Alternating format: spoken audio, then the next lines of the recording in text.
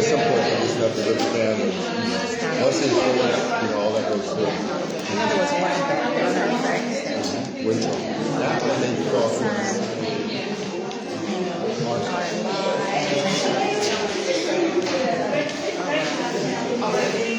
Is that's what I was told.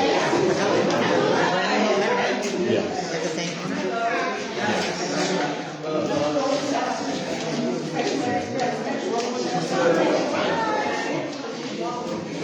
I saw the neighbors around. Oh, it is.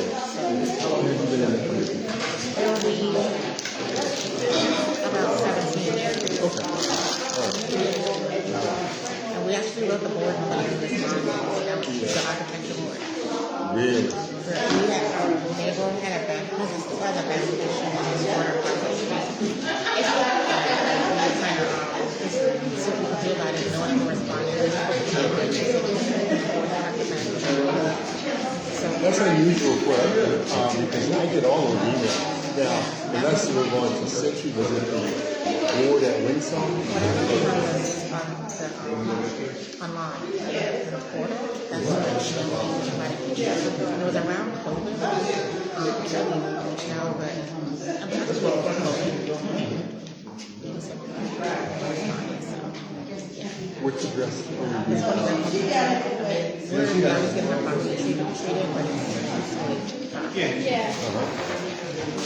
Yeah, because what happens is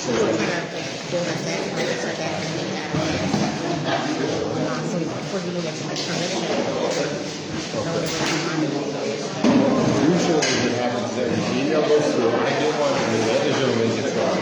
He will respond or he'll contact me. And then if you don't respond, it comes up on a report, and then they'll call me. So I'm not now. I sent to the board at Windsong Stockbridge, and that one they don't do it. It takes a long time to respond to those. Yeah, I don't remember. Yeah, I went through the portal. Like it chose the most information situation.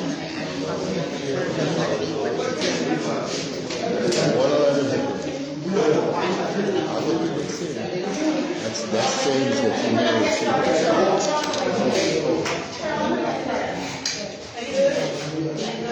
And they're changing the, it's not an HOA, but it's something. Hi, good afternoon, everyone. Good afternoon. My name is Maria Hargan. I am the co-chair of the social committee for Windsong, and thank you all for coming out. We really appreciate coming out on this beautiful Sunday afternoon. We have a lot of good information for you today, so just get ready for our fabulous speakers here. I'm going to introduce you to them in a second. A couple of things. Again, feel free to get up anytime and help yourself to whatever refreshments are available. For those of you who are not familiar with the clubhouse, ladies' room and men's room are out that door back there. Go to the right and you'll see that, okay? If you could please just kind of help us to keep the place clean by just throwing the things in the trash before you leave. I really appreciate it. Lastly, on your table, you'll see some index cards and some pens. Those are for you to write your questions down. Because if you're like me, I think of things as we go and I forget the questions. So this is to help you for whatever questions you have. Please, we want this to be somewhat not too formal. We want this to be conversational. So ask the questions. I know our speakers are open to asking questions. This is what we're here for, to learn today, okay?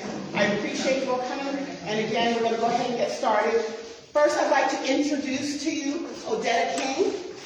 And I will just read a short bio of her. Odetta is an alumni of New York University. She's the author of 4 personal financial books. And by the way, we are giving away some books for door prizes. Some of Odetta's, and I don't think you mind them calling you Odetta, or would you prefer Miss King? Odetta's fine. So Odetta's books are also available for you to purchase, and we have a few of them for our door prizes. Not for purchase? Okay, so she's giving them. Okay. So she is also a speaker, entrepreneur, professor of City University of New York, personal financial literacy educator, and licensed financial professional who prides herself in having absolutely zero debt and is highly driven to help families become financially educated so that they too can win the money game. Odetta shares her collection of financial strategies and tactics to help you stack more coins, create a solid financial foundation for yourself and your family.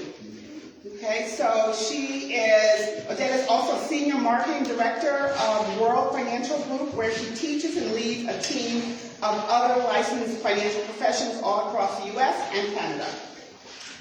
Okay, that's Ms. King, Odetta King. Could you give her We also have with us Holly Geerdes. I always mess that up. Geerdes. Come on up, Holly. Holly is one of the best trial and estate planning attorneys in the United States when it comes to protecting your assets. Her highly successful legal career started in state government, where she was appointed to monitor and litigate the most important legal issues developing in front of the highest state courts. Holly received the prestigious Case of the Year award 4 years in a row for her winning cases in the highest Supreme Court. Holly was named Outstanding Lawyer by the State Bar, who governs lawyers in the state. And Holly was also named top 2.5% best lawyers from 2018 through 2022 in the area of estate planning, tax planning, and asset protection, voted by judges and attorneys, and much more. But that's just a little bit. Again, we're here to ask questions, write your questions down, and we're going to get started with Odetta. Hey guys, I just want to say that you guys are in for a treat. So, I'm going to highly recommend those QR codes, those 2 cards. Definitely write your questions down. I want to say we're first here to get information first. We're not here to sell anything. We're here to educate you. Right? Let's get that out of the way. I always say that when I go to churches, schools, it's about education. If we know better, we're going to do better. And in honor of Black History Month, here we are, right? To empower our community. I'm going to take it out by playing a quick 2-minute video, and then I'm going to have Holly come up because she is extremely busy and she's got another appointment to jet to, but I managed to steal her for like 45 minutes. So all of your estate planning questions, she got you. And is it audio? Yeah.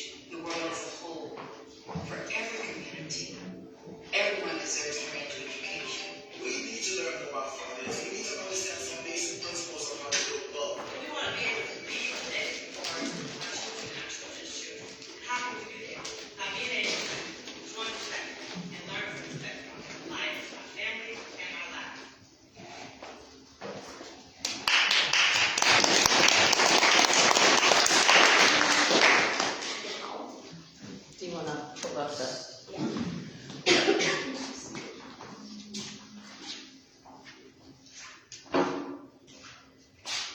Everyone, I want to make sure, did everyone get one of these? Everybody has one, that's number one.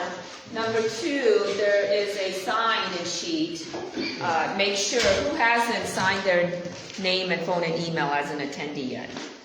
Okay, so can we bring that? The reason I do that is a lot of times people contact me for additional questions. And I charge for consultation like most lawyers. But as a favor to Odetta and what's her name? Cheryl, I agree to whatever questions you have after. You can contact me and I'm not going to charge you.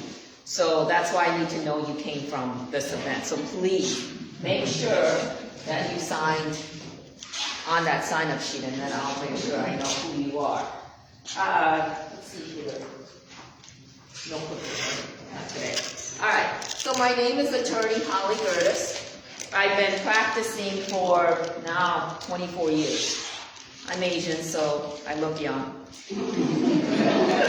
Until we hit a certain age, then we go off the cliff. But I still got some more years. So I own a national law firm. We have offices across the United States, but our headquarters is in Georgia. And I'm up in Alpharetta, north of Atlanta.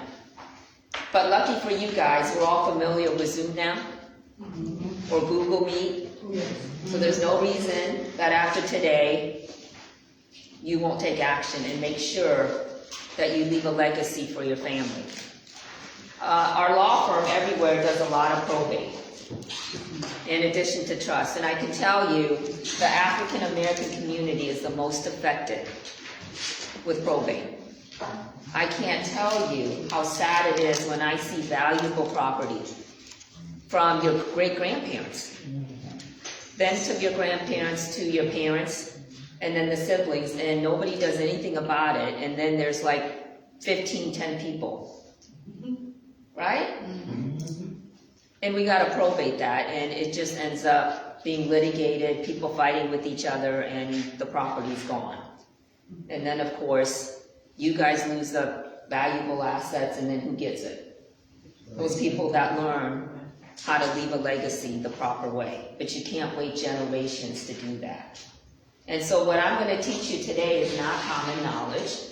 Unfortunately, even though you think attorneys are everywhere, estate planning lawyers is really underserved. I wish it was like McDonald's. They were around every corner, every mile.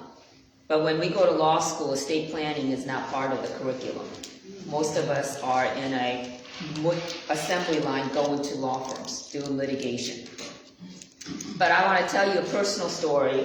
When I had a grandmother, Cheryl Roberts, she ended up having dementia for 15 years. My mother took care of her at home. But during law school, she ended up having cancer, stomach cancer. And she died within a couple years before I graduated from law school. And my grandmother ended up in a nursing home, on Medicaid, with nothing left in her name. To watch that play out was absolutely eye-opening for me. I couldn't understand somebody that had a valuable home paid off and other accounts, and if you total that up with life insurance, it was over $1 million. But she spent 15 years in a nursing home with nothing. All the assets were divvied up amongst the children. They had emergencies. They had bills to pay. They intended to use it for her care. But life happens. Now, mind you, if they didn't divvy it up amongst themselves, 15 years of nursing home, how much would be left? So I'm not going to judge them. They didn't know what to do. But there are things that you have to do now to protect yourself and your assets against life happening. And we're not done. None of you are done from life happening. But it is not that complicated and not that expensive in comparison to not doing anything in protecting your assets and your legacy. You have to start generationally. It's not person to person. The generation sitting here now, you have to protect your assets. and start getting educated about how to properly transfer your assets to your family without having it wiped out due to probate.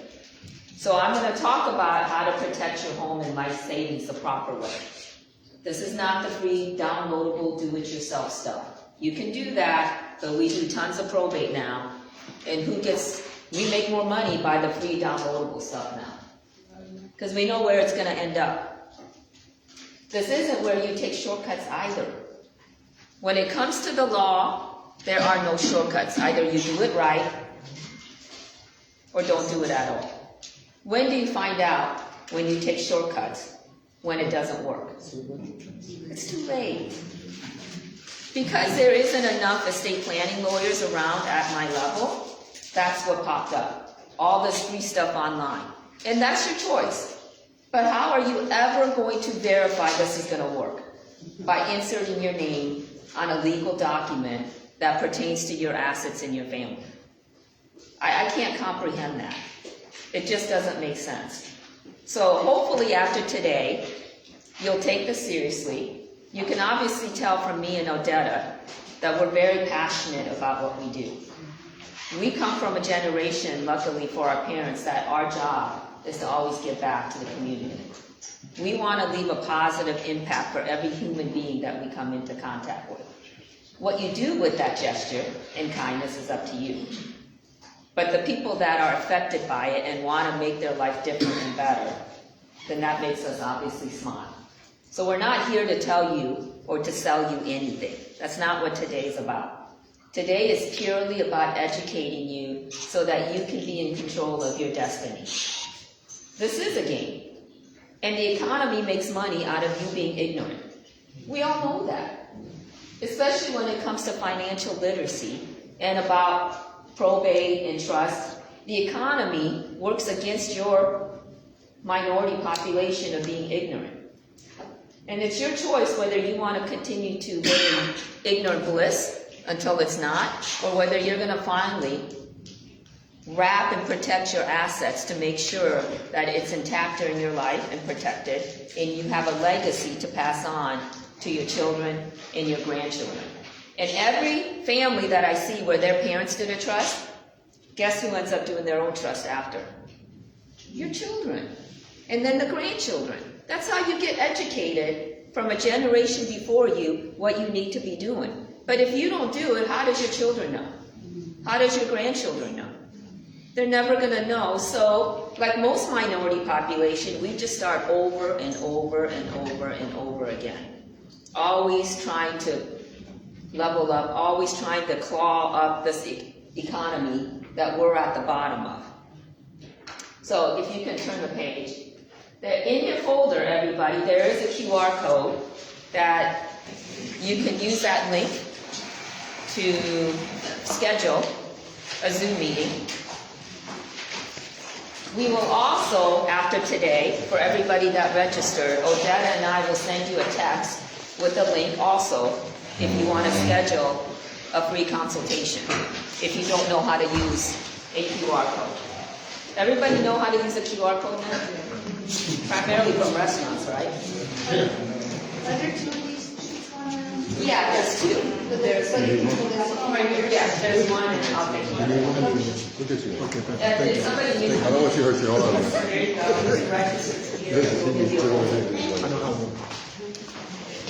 Somebody new come in?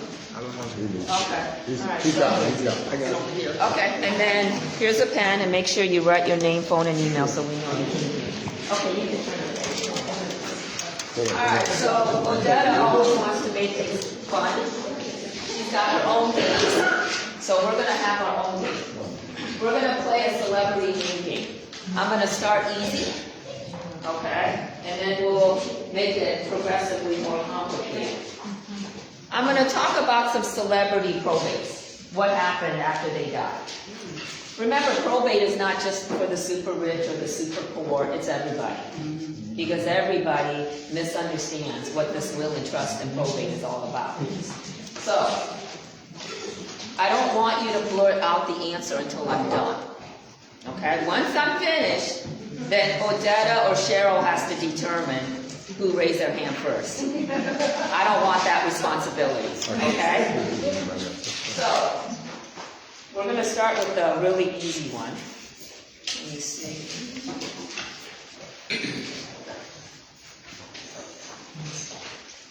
All right. This person died leaving 3 children, not married. Died in 2009, left a $350 million estate. The IRS estimated it to be $1 billion. When he died, he was actually in the red. 15 years of litigation, still ongoing with the executors. He had a will, had a trust, still 15 years of what? Litigation and probate court. In the will, he had stated everything to my mother and 3 children. He had a trust, but it wasn't set up properly. So, ended up in probate. Now, at the end, had to pay 40% of the assets to federal estate tax. The majority of it, the remainder, went to attorneys and executors and court administrators, the IRS, litigation costs. So at the end, the $350 million estate, even with the will, even with the trust, ended up in probate, and the only thing primarily that was left was future royalties. So, Cheryl, Odetta, I think, she had her. What's your name? Antoinette. Was that Michael Jackson? yes it is. So come on up, you gotta come on and get your prize.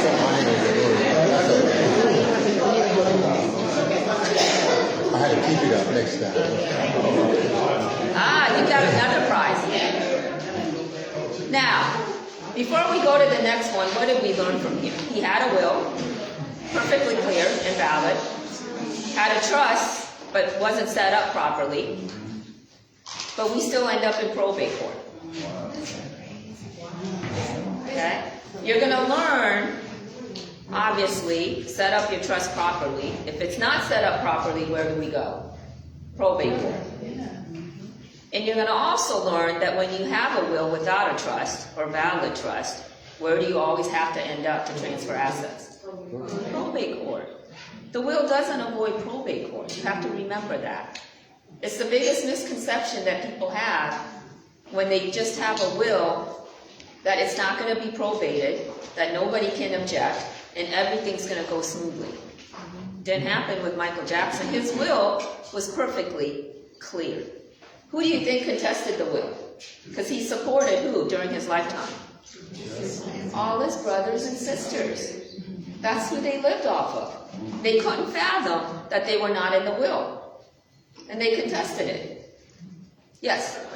My question is, if Michael Jackson, he's wealthier than we are, have a good lawyer, how are we to trust, if we trust in a rich lawyer, and we go out and try to find us a lawyer for probate, how are we to know we're not in a messed up situation either? Good question. That's why you're here today. Because you will have enough information to know how a trust is supposed to be set up. His was not complete. Right? And I don't know how he got his will.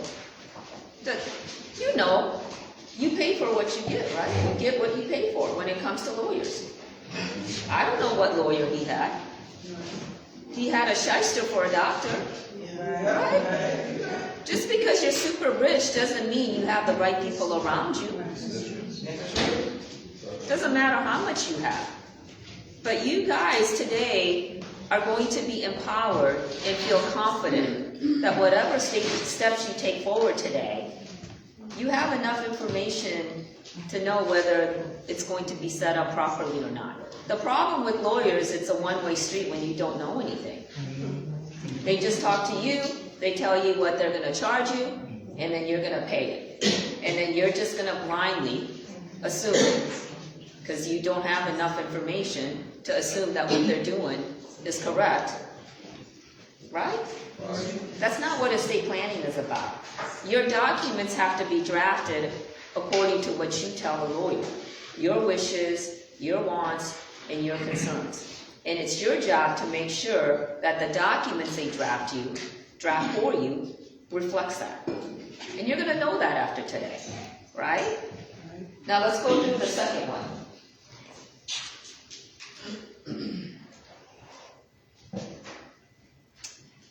All right, his estate was about 150 million estate. I'm not gonna say the year died anymore, because I think that gives it away. Okay, no more of that.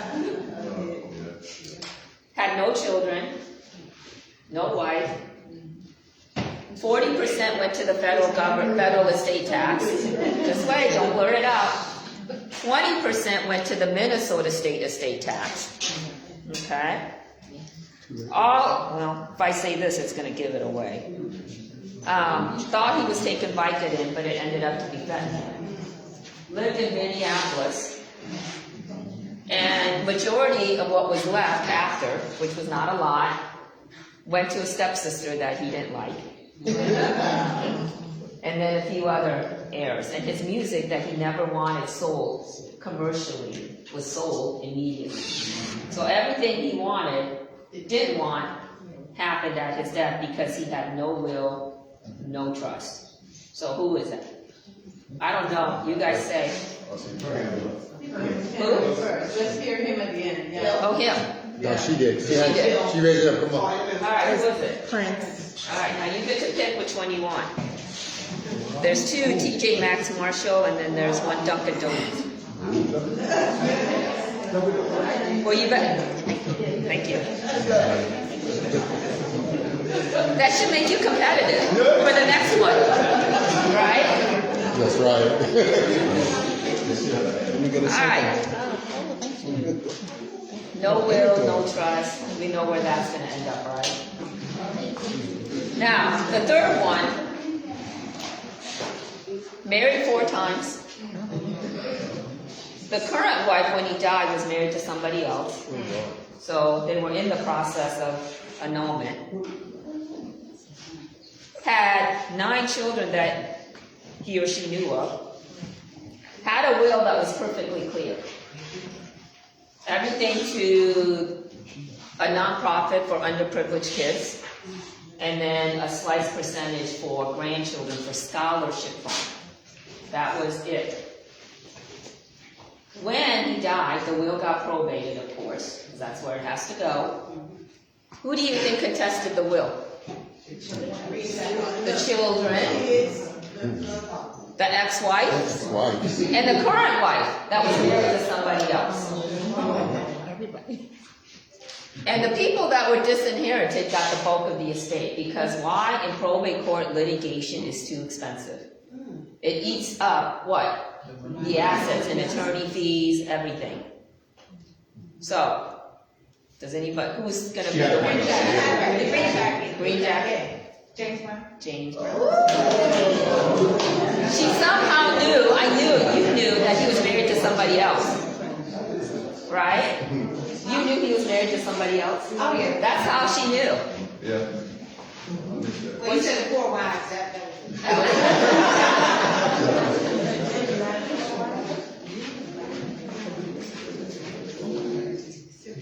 But still left. Now, the last one is going to be hard. Okay? So, I will tell you, movie star. Okay, I'll give you that clue. Died at age 80. 21 million estate. When he died, he had dementia. The will was amended 3 weeks before his death. Oh, okay, well, I'll remember you first. Over a decade of probate litigation. His housekeeper sued the estate because he promised me the house. His personal assistant and business manager for 50 years contested the will because they were left out 3 weeks, right?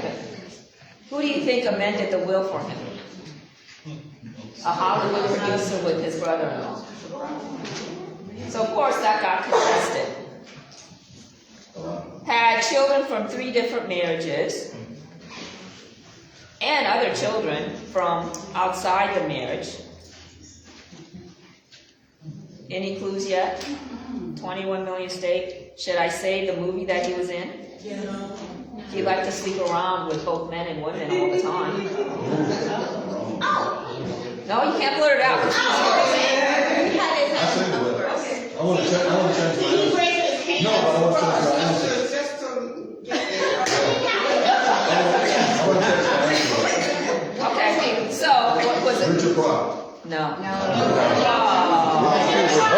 I'm gonna try that. Let's see what's Oh, you didn't do the year that he died, right? Oh, you have to give me the year he died? You can try one more time because nobody has it. Okay, Marlon Brando. Yeah.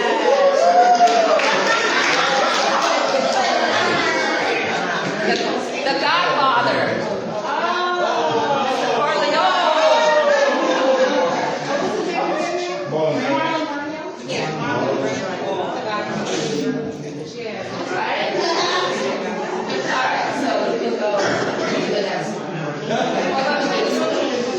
I don't have a prize left, but do we have one of the prizes? One more bag? All right. Raise your hand. Anybody understands what this is? Ikigai. Ikigai. After this, I know you're gonna talk. You're gonna say, "What's my ikigai?" Because it's fun. What is it? Anybody? Nobody's gonna win a prize? I'm surprised nobody's secretly Googling. I agree. No clue? All right, so nobody wins. Go to the next one. Oh, she has it. Oh. Yeah, she got it. She got it. You didn't see that page, right? Okay. So, listen. This is a new year. Okay? We get a fresh start. In fact, we get a fresh start every time we wake up in the morning. Right? What is that movie that Murphy or whatever guy, where he wakes up every day, Groundhog Day? It's true. What an amazing life where you get to wake up and start over. Try to be the best version of yourself. I love that concept. But Ikigai is a Japanese concept that is ingrained from the time they're born. And when they age, they're not suffering like Americans due to health problems or stress, depression. They age until they die happy. And it's part of it is this ingrained concept of Ikigai. Ikigai is what is your reason for being. And that should dictate what you do every day. That dictates how you think. It should dictate your gratitudes and your affirmations and your goals and aspirations. So, in this room, I want you, some of you, because this is personal, what is your reason for being? If you were on your deathbed, what would you think about? Yeah. So somebody raise their hand. Your family. Yeah, your family, right? So for most people, it's their family. That if you lost your family, you would do anything, and I mean anything, to get it back. But once it's lost, you don't get it back, right? It's not possible. The second is your assets. Right? What's the third one? Your health. Your health. But what have you done habitually to value that, to protect that? It's the three things that we put on the bottom of priority. And yet every human being, when you ask them what's their ikigai, top three, it's those three. But our actions don't reflect that. So after today, remind yourself when you wake up, what is my ikigai and what am I going to do today to make sure that I protect that and that I value that. Next screen, please. And, here. Let me give you an example of why I do this, and including what happened to my grandmother. I have so many clients that come in and they want a consultation, and we make the recommendation, they decide this is what I need, and then what happens? They walk out the door, they say, I'll get back to you. And then life happens. This was a client that came in with 2 minor children, husband and wife, had a home, business, real estate, and they had deadlines for their business. They needed to do this with the family and all these other things. And by the way, we were going to go on vacation too. And who knew New Zealand had a volcano? Did anybody know New Zealand had volcanoes? I did. But the mother and father went on vacation for their anniversary, and the father died immediately. The mother died several weeks later in New Zealand from severe burns. And can you imagine, every second while she was laying there knowing she was eventually going to die, what hell she was living in, thinking what was going to happen to her minor children. And the one person that they never wanted to have custody of their children because he was too greedy, was the only one that petitioned to have custody of the kids and over the assets. And who ended up getting custody? And who was the one that called our office immediately asking if there was a will existing? And who was the one that magically found a will that gave him assets? I wasn't involved in that, but I know what happened. So he was just calling our office to verify whether there was a will before he brought his fake will in. Yeah, you can forge signatures. It's pretty easy. It doesn't take long to figure out how to forge somebody's signature. And there's plenty of notaries out there that will notarize, right, for money. So you got to remember, we are spiritual beings having a temporary human experience. That's all we are. Our time on this earth is very finite. And God created you for a specific purpose. And that was to make whoever you come in contact with, to make their lives better. And your life better.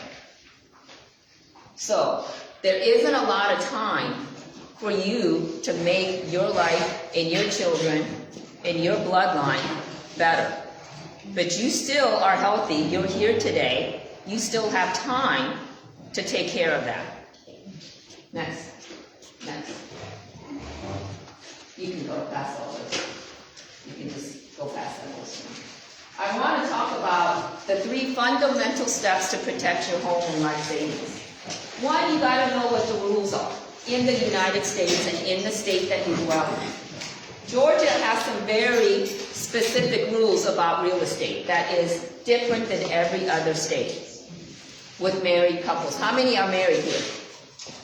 How many have minor children? Okay. By the way, the rules are not what you Google. That can take you down a rabbit hole. As you can tell from COVID, people just went wackadoodle. The rules are not what your friends or family says. You got to verify this with the right expert. Period. Then you got to know who's out there that can wipe out your assets, and you may be surprised. But you got to protect yourself.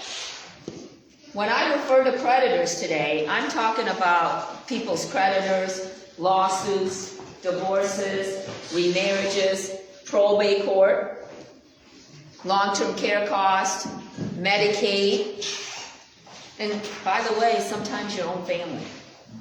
Who's the only people fighting in probate court? It's not your creditors. It's all family members. And then you got to know what are the options available to you, affordable to you, that you can begin this process of protecting your assets. Now, let's go over the rules. One when you're alive, and one when you pass away. Now, most people think estate planning is only about death. Is that right? Right? It's more than that. And by the way, for those that still have parents alive, and you want to talk to them about what you learned today, sometimes they're going to say, what? Are you trying to make my death sooner? Absolutely not. That's not what this is about. This is about protecting everything that you worked hard for during your lifetime. You can't do it after your death. You got to do it while you're alive. So let's talk about the rules when you're alive and the rules when you pass away. Now, if your parent or your spouse ever has dementia, stroke, brain damage, how does your family that you trust oversee your assets, have legal authority? What about your spouse? It's not automatic just because you're a spouse or you're a child that you get legal authority over your family's assets. That's right. But you have to have the right kind. A lot of people come into our law firm with the wrong version. You have to have one that deals with incompetency. Second, if you have the boilerplate vague power of attorney that you can get for free online, they generally don't work. Why? Because they're too vague. They don't give enough powers to protect somebody's assets. Now, if you don't have the right kind, or nothing at all, or you don't make it specific enough, where do we have to go to get the legal authority? Probate court. And who's in charge of appointing? The court. And do they have to appoint the family members? No. What happened to Wendy Williams?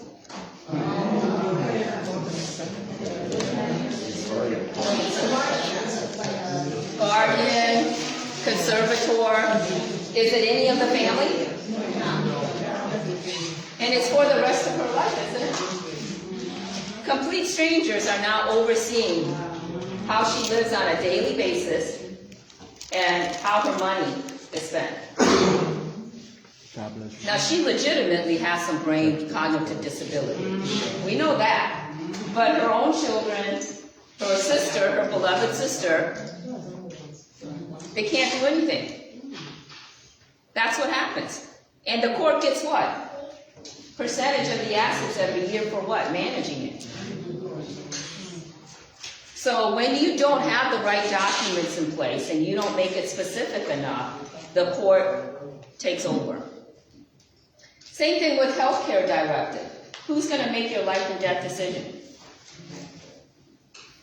in an emergency? Who all has a power of attorney and healthcare directive? That's right. It should be your spouse, right? It should be, but you still have to have the legal document appointing them, right? And if you don't, who makes the decision? The hospital, the court. And by the way, this is determining whether you live or die.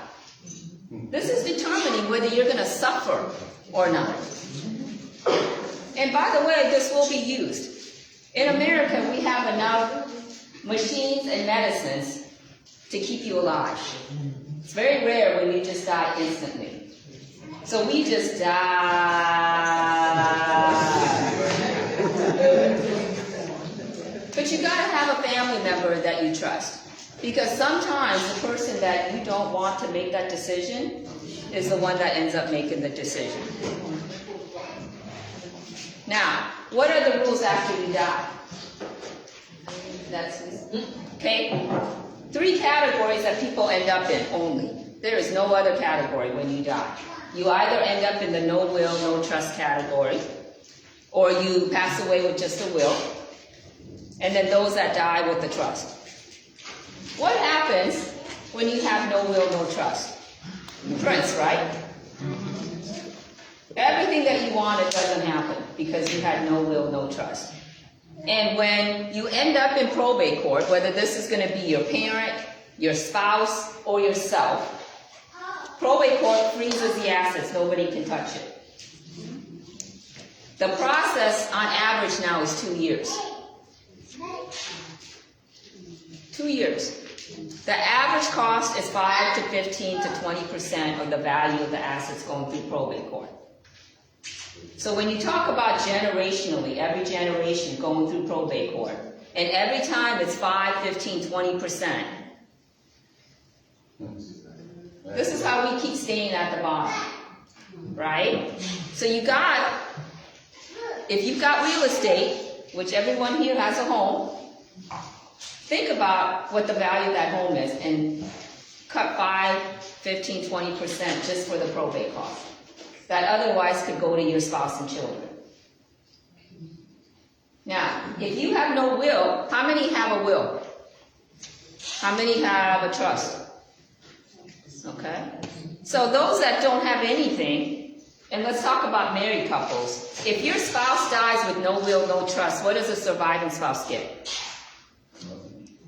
100%? Is it 50? 1/3. 1/3. Other states it's 50. 1/3 in Georgia, that's the law. Where does the other 2/3 go? Kids. I don't know about you, but if my husband dies first, I want 100%. I do not want 1/3. Right? Now, if you've got minor children, what happens to your assets? Because minor children can't receive anything. What would they do with it? It goes to probate for how long? Until they turn 18. Until they turn 18. How many have assets in different states? Okay, how many probate courts are you going to have to do? Double, triple, right? It's expensive. So let's talk about now the next one when you have a will. No trust, just a will. The legal process is the same. No different. In fact, we don't charge any differently when people walk in with the will versus no will. We charge the same. The legal process is virtually the same. Assets frozen. We got to notify everybody in the universe, did this person owe you any money? Right? We had to do that with Prince. We had to do that with James Brown. We had to do that with Michael Jackson. We had to do that with Marlon Brando. And hundreds of people came claiming to be owed money. And the court doesn't know until what? It has to litigate those whole issues. Now, minor children, same thing. A will's not going to help. You can appoint a guardian who's going to be recommended to have custody on your will, but it doesn't state who's going to manage my assets for the care of my minor children. So you still end up with what? Probate court holding the assets for the minor child until the child turns 18. And what does a will do for you, Cheryl, if you've got still assets in different states? Still have to go through probate court. So the fundamental and the most common mistake people make is that they think the will automatically transfers assets when it doesn't. The will cannot transfer anything without probate court. It's the main function of it.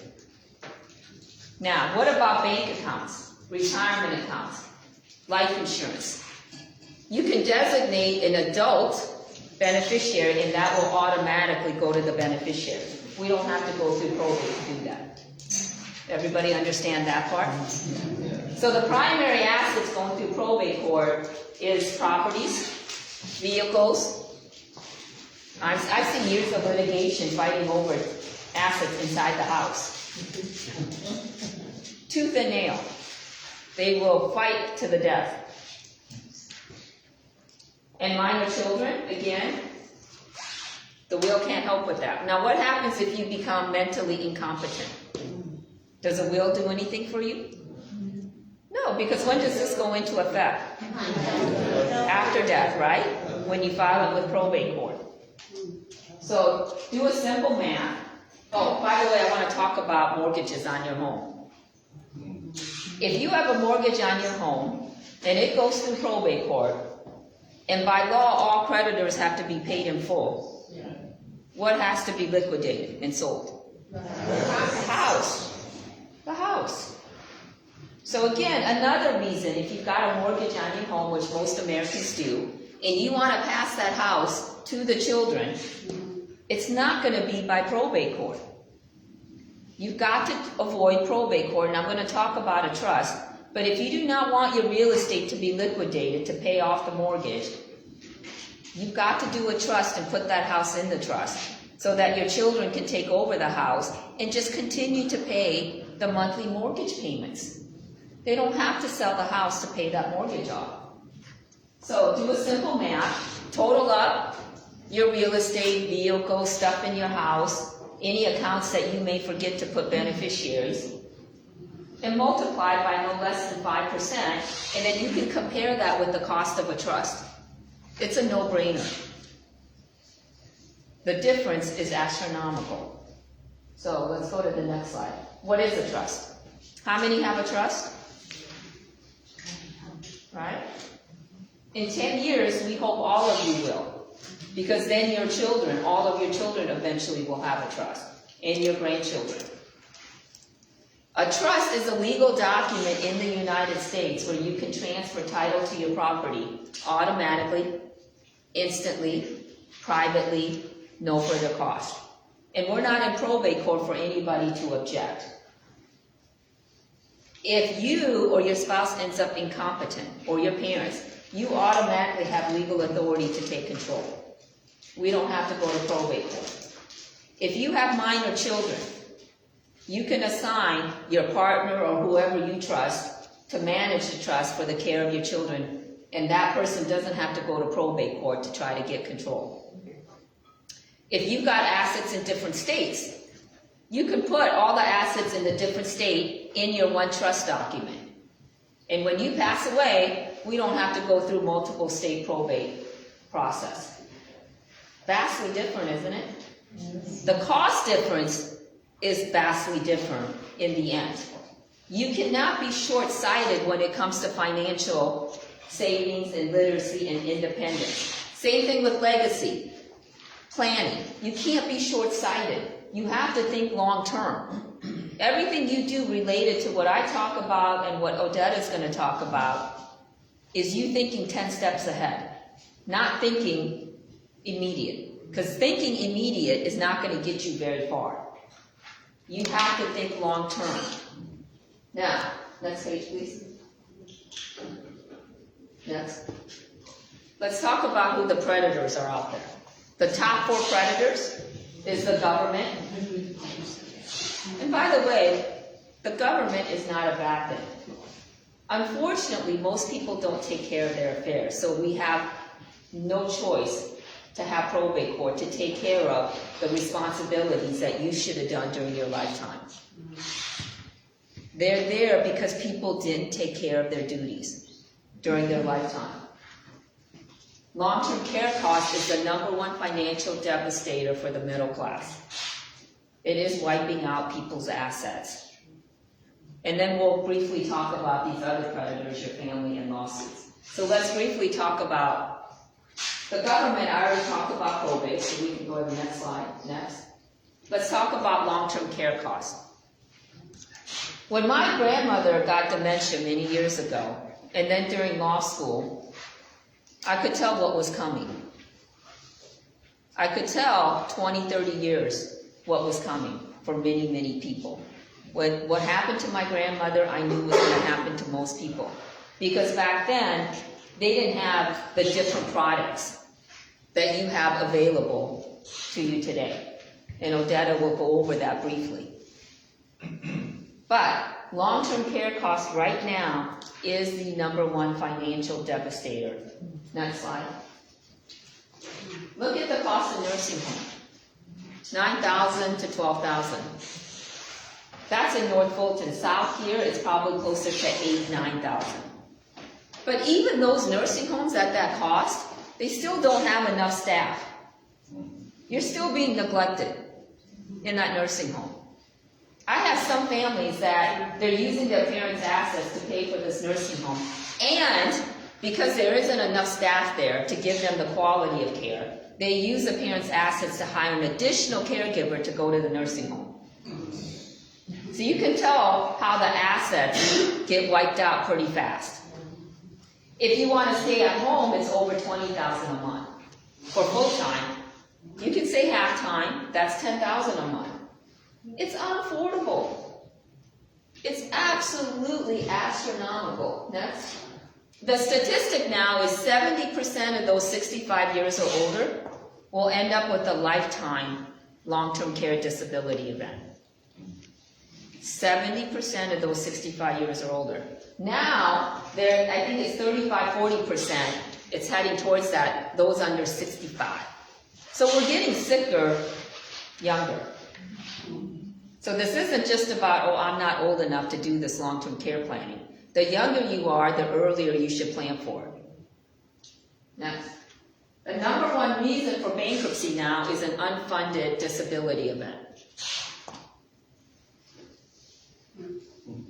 Bankruptcy has many reasons that you get forgiven, but the two things that they will never forgive you for is student loans right now and a long-term care disability event, the expenses related to that. You can owe somebody $1 trillion and you can go to bankruptcy and get forgiven. You can owe somebody a credit card bill for $500,000. Forgiven. Look at Trump. Everything he has done, he gets it forgiven in bankruptcy. Right? You can be forgiven for that. They will not forgive you for any medical or disability expenses. They will force you to figure out how to pay that back. Why is that? Because the cost of wiping out these expenses, according to the economists, would be bad. Because it's so astronomical. Next. Average stay in a nursing home is 3 to 5 years. But who was taking care of them before that? Family members. Next slide. What about cognitive disability? It's over 8 years. But I promise you, before that happened, who was taking care of them many years at home? Family members. Next. Next. You can just skip this slide. Skip this slide. Who is primarily, when these long-term care disability event happens, who's the caregiver? You can go to the next slide. 83% of caregivers is not the nursing home. It's family members. And out of that 83%, male or female? Yeah. Your family in this generation cannot take care of you 24/7. And if they do, it is the most financially, physically, emotionally, spiritually devastating. Over 50% of caregivers lose some or all of their assets trying to care for somebody because they can't work. They lose at least 7 years of their life expectancy trying to take care of their parent and their spouse and etc. And women, it is primarily you. When I talk to financial advisors, and I always tell them you've got to reach out primarily to females. And who is more in danger of getting dementia? Why is that? Stress. And we live longer. And our health deteriorated from having to take care of our parents, our spouse. Now, men, don't think you're out of the wood. You may survive your wife. Okay? Next slide. I can tell you Medicaid is unsustainable. It's going bankrupt too, just like Social Security. And so what's happening in different states now, which will eventually end up here, is they want people that are working to pay for it out of your payroll tax. So Washington, that's what's happening. California, they're going to do that next. New York, they're going to be doing that.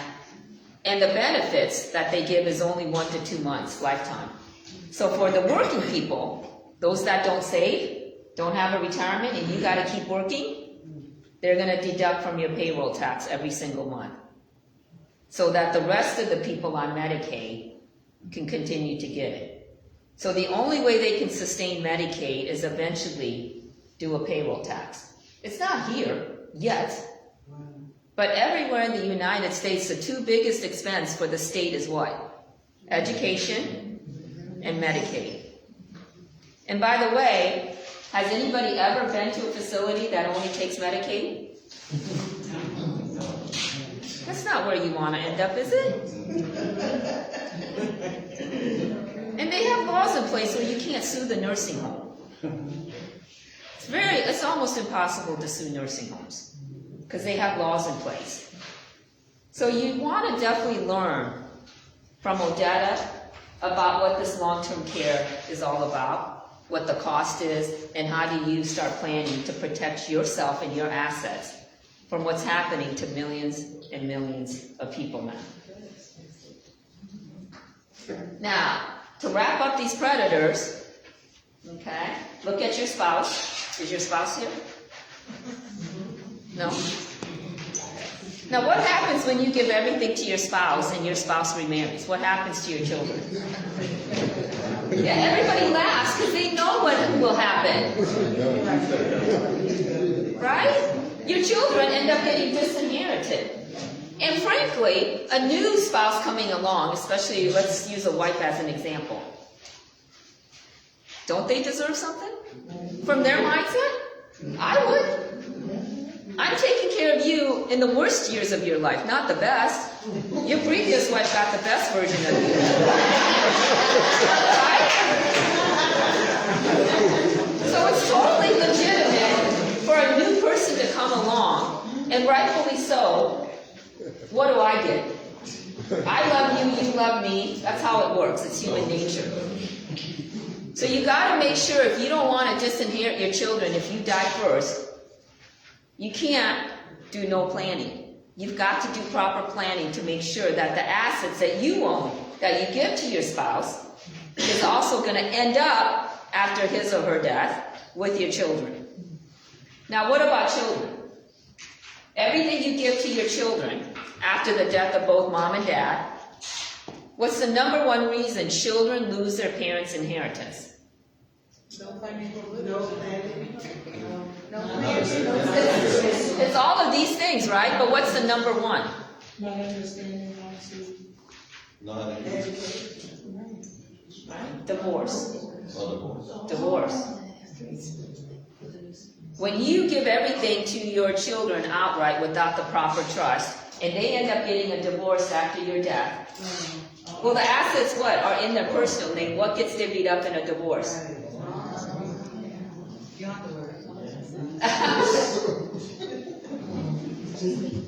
What if your children get sued? What if your children get in a car accident and they get sued? What if they try a business? Right? I come from an entrepreneur family. We love to try new businesses. But you can't always control when it fails. Look at all the people that started business during COVID. Fabulous business. Did the creditors go away and disappear when the business failed? Because there was no customers? Absolutely not.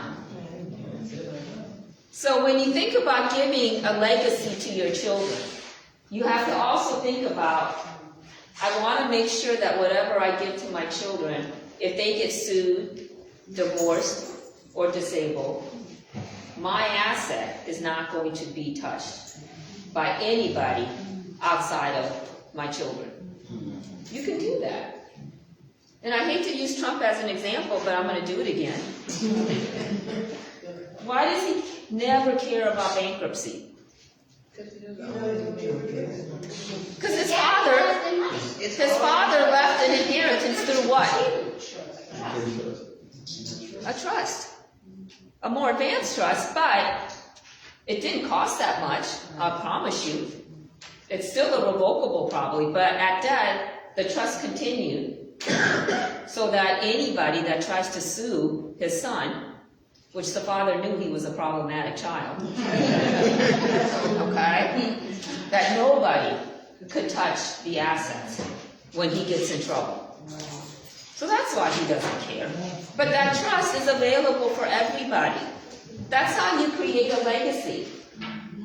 So that when you pass your assets down your bloodline, the only way to keep it intact is to make sure that your children's life happening doesn't affect what you give to your children. Because every human being has to suffer and go through hardship. It's how you become a stronger spiritual being. You have to go through it. That initiation is never waived for any human being. And as a parent, you can't waive that either. You know that. So when you leave assets to your children, you have to think about that. And while they still have to go through hardships and suffering, you can at least think about making sure that the assets are not affected. Next slide. Next. Now, let's go over the different options. Option 1, don't do anything. Just continue as is, and we all know now, right, where that's going to end up. We don't need a crystal ball for that. We already know by law how that ends. Go to probate court. Go to probate court. Next, you can skip through these estate plans. Right, go back. Long-term care cost. How are you going to avoid? Remember, 70% of us in here are going to have a long-term care disability event before we pass away. How are you going to prepare for that? How are you going to prevent your assets being spent down due to long-term care costs? After today, you can talk to Odetta because she's all about what? Giving you information to be in control of your destiny. That's what this is about. I'm not a long-term care specialist. I'm a lawyer that does wills and trusts. I rely on experts like Odetta to tell me if I have a disability event, I don't want to use my assets. I want the insurance or some other means to shift that risk to them. You put insurance on your car, your home, you have a warranty, right? But what are you going to do to protect against your health? That eventually has to deteriorate. There's no way around it. So I hope after today, in addition to possibly updating your will and maybe doing a trust, you'll also learn about this long-term care planning, what's available. Keep going. By the way, if you have parents that have this notion, hey, I can get Medicaid, but I'm going to put my assets in my children's name. And the children are always skeptical because it seems too good to be true. It kind of is. Because here's what happens. First of all, we learn as parents how to pass assets to your children at death protected, right? Through the trust. But if you put the property, primarily the home, in your children's name while you're alive, what happens if your daughter or son gets divorced? What happens if your child drives and gets in a car accident and gets sued? You only need one lawsuit to wipe you out. Okay? What if your child starts a business or a partnership with some people and the business fails? What happens to your asset? Yeah, it's gone. Let me give you a couple examples. And by the way, this isn't horror stories. This is just to remind you that this doesn't have to happen to you. One example I had was this lady came in. She had several real estate. She thought she was going to get a divorce, so she put it in her brother's name. They did everything together for business. They were chugging along fine for several years. Guess who ended up getting divorced first? Guess who had to move out of her own home? She put it in her brother's name. You don't get it back. The law doesn't allow you to get it back or get reimbursed for what you paid. I had another client where he had a WFG agent like Odetta did the right thing and convinced them to get life insurance with a death benefit because he was a father, had one minor child, not married. You gotta leave some legacy for your children. And the biggest wealth generation is through life insurance. That's how you double, triple what you leave as a legacy for your family. Whether it's through term insurance or whole life, that's the easiest way when you don't think you have much to generate a wealth transfer to your spouse and children. So when he died in a convenience store robbery, he was a cashier in Dallas. And prior to his death though, his father, because the son had good credit, acquired several real estate in his name. Now when he died, he wasn't married and had a 6-year-old. We had to go through probate court. And what does a court do with the 6-year-old and the assets in that was gonna be given to a 6-year-old. They hold it until what? 18. And the father is crying and yelling and screaming, what's gonna happen to my real estate? What is the court gonna do? Sell it?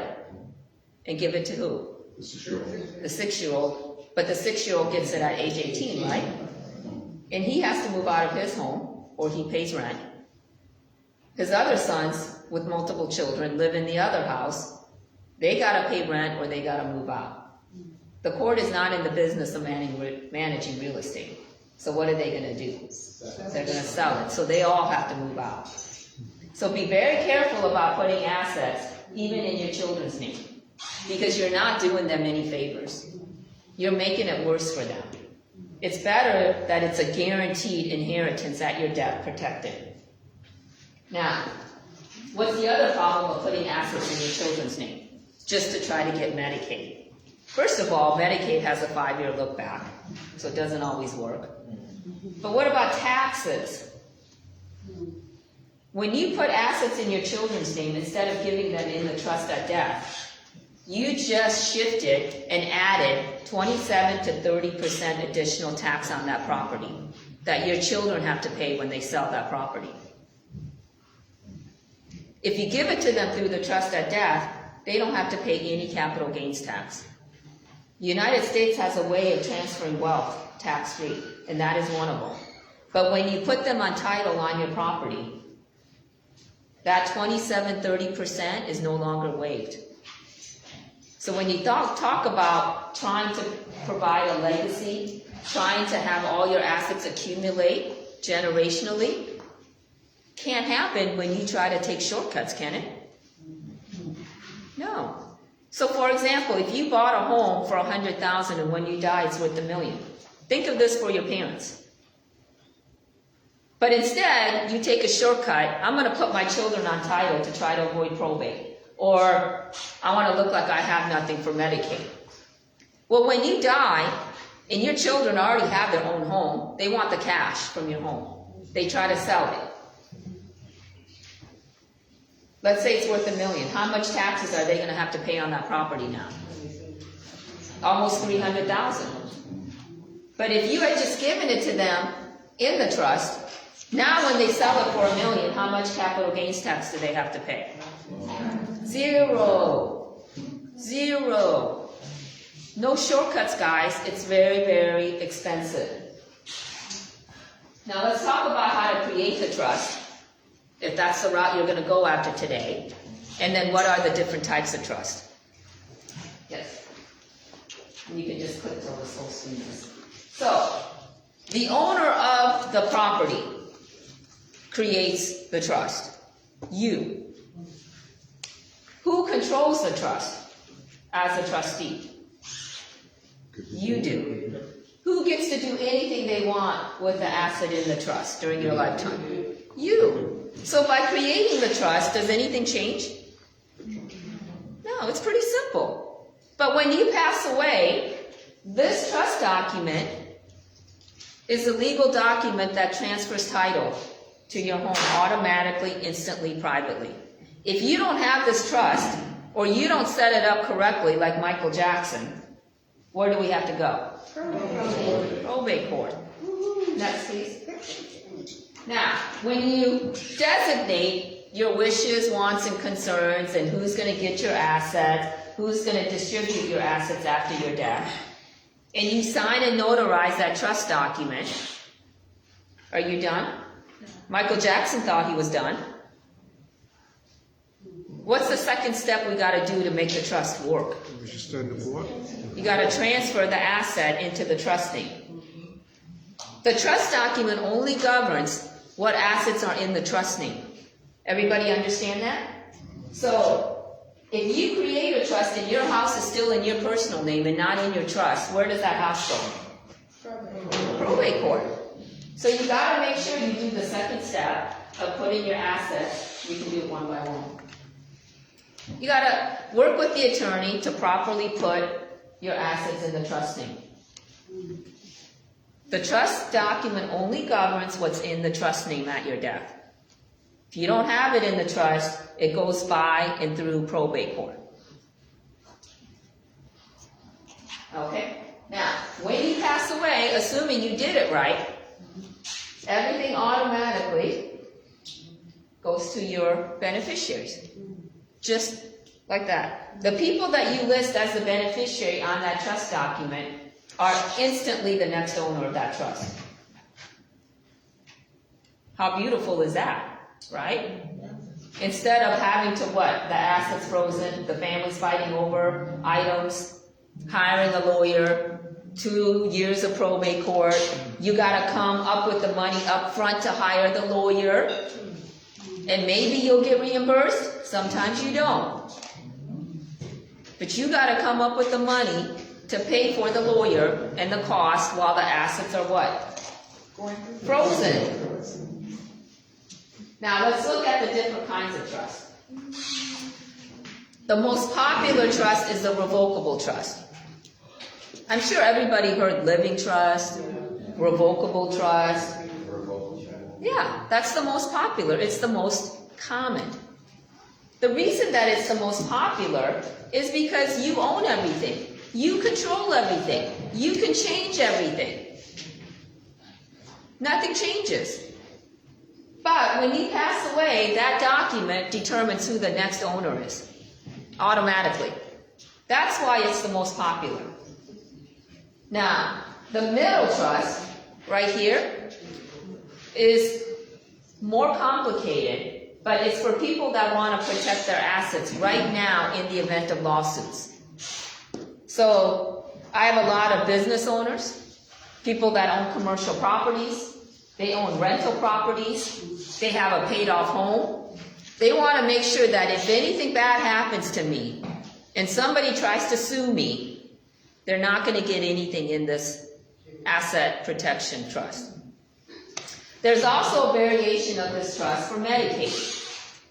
So for if you have parents that have a paid off home or almost paid off home, and you are not the one that can take care of them at home 24/7, so they may end up in a nursing home, and it's too late for them to qualify for long-term care planning, you may convince them to use this trust to put the home in there, so that if they ever end up in a nursing home, Medicaid will not take that home as reimbursement.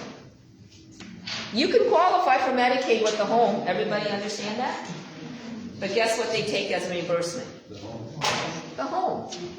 I had a client that came in, and his mother went from the hospital to the nursing home. They had a paid off home, a renter in it also, and he was also living there. And the nursing home filled out that Medicaid application. Why did they fill out the application for you? They want to get paid. You're not paying them up front, are you? $9,000? No. So they fill out that application for you, but it's not their job to tell you what's going to happen to the assets. Their only job is to fill out that application so they can get paid. They are not lawyers. And that son came and said, I just got this notice a year later from who?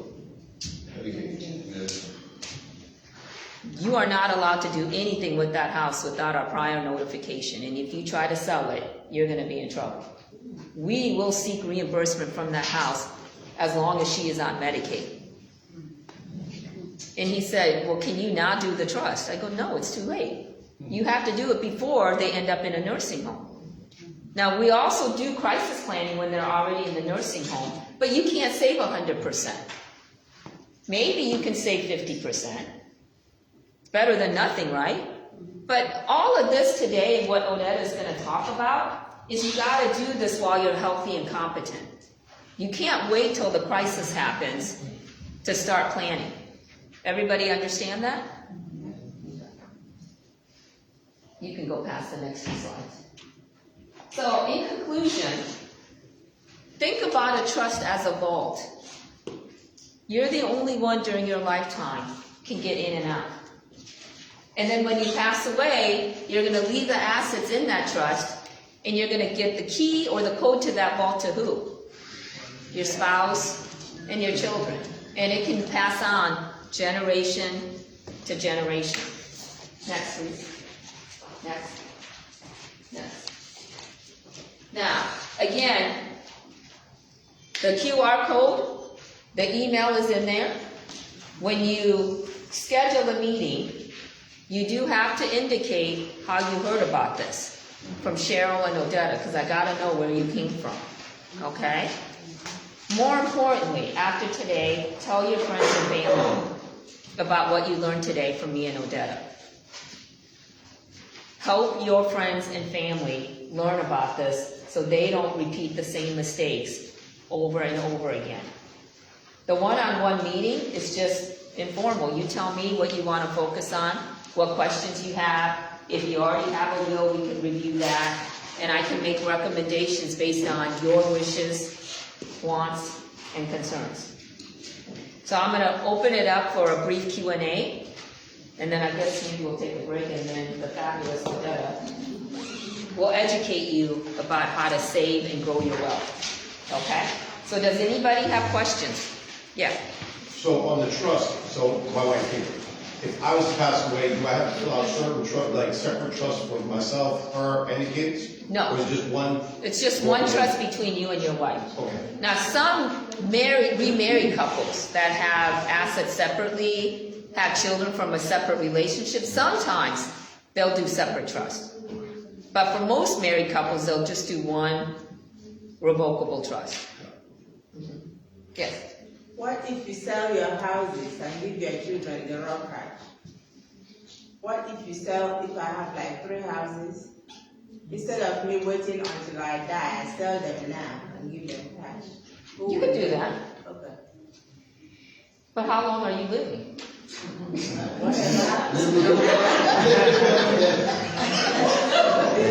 don't know when, that's the problem. Yeah, and then plus again, The rental house. right, you can give it to them or whatever, but what if they get divorced or sued or bankrupt or disabled? You didn't really preserve or protect it. You can give whatever you want to your children, that's fine. But I see the vast majority, because life happens, that their parents, what they give to them, doesn't last.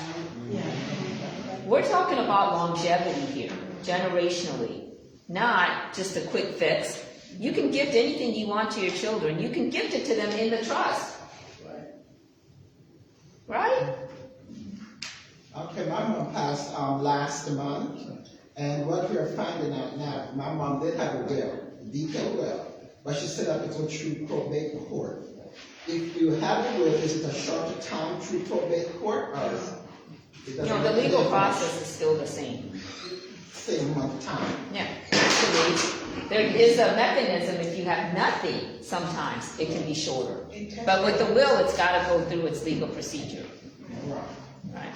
Now, one other thing I do want you to understand, in Georgia, when husband and wife own property together, there is not an automatic right of survivorship like other states. So we do a lot of probate for widows, not realizing when their spouse died, they didn't inherit their half.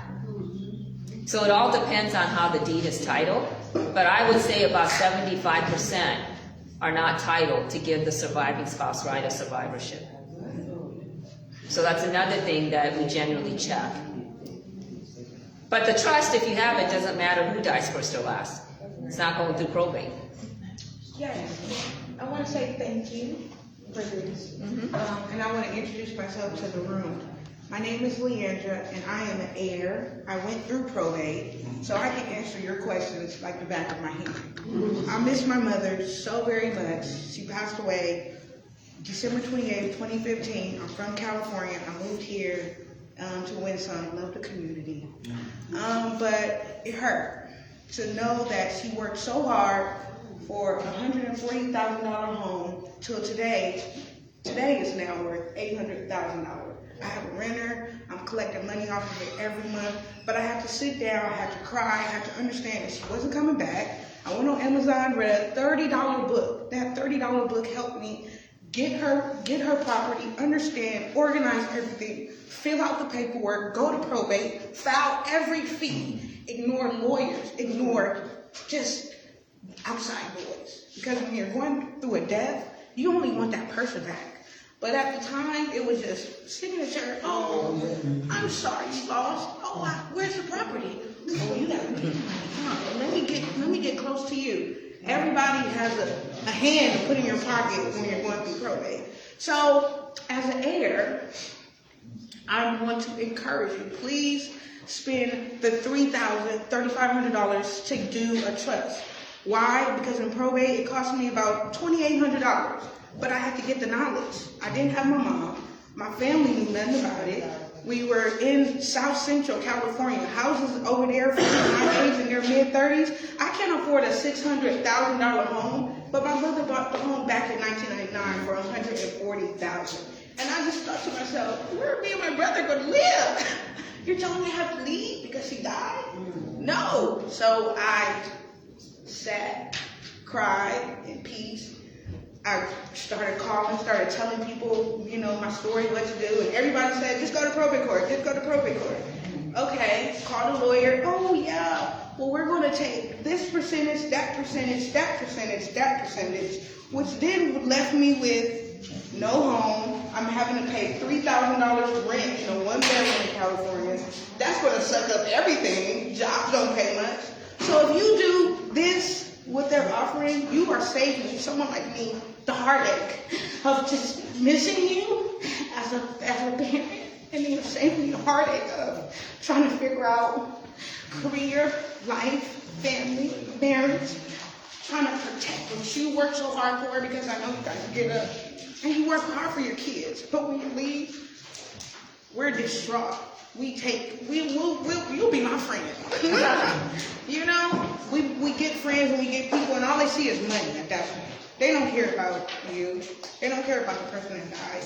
So I'm saying, take this education. Don't take it with a salt of grain. It is real, and I am a living testimony. I made a business out of it to be able to help people like me, because we work hard. Thank you.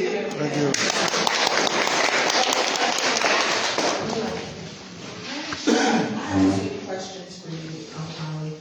My first question is, how long typically is a consultation? The consultation is 60 minutes. Okay. Yeah. And then my other question is, because I'm in a same-sex relationship in a state where, although currently right now in the law of land it's accepted, it could change. How does that look for someone like us when it comes to trust in wills, and is it the same rules that apply for us? For the trust, it's the same rules, whether you're married or not. You can do a joint trust. So we have a lot of people, because we don't know what the law is going to be and how it changes. So we have a lot of couples, same-sex couples, that come in and make sure they do a trust together. Just one. So whether you're married or not, a lot of couples will do one trust together. Doesn't require marriage to do it. Does that make sense? It does. I guess my question is, if it were to change in the state of Georgia, does that change? No. Right. The trust is determined by what you want. You're the one that creates what happens to your assets in the trust. It's the only time that you become a lawmaker without being what? Attorney, president, senate. Other than that, the only way you get to create the law is in your trust document. You get to dictate under the law what happens to your assets. Okay? All right, so everyone, thank you. And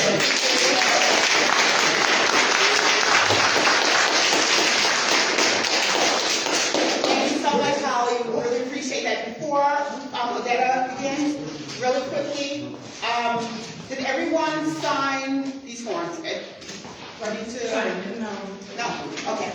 And secondly, did everyone get a ticket for the door prize? We're going to do that really quickly. Did everyone get a ticket for the door prize? Yes? No one? Okay. I'm going to go ahead and call the number real quick. I'm going to ask if you received a prize, a gift from Holly, if you could kind of forward toward the door prize just so that other people can get one, okay? So if you received one from Holly, please just let us know and we'll just go to the next person. Okay, I did it this time.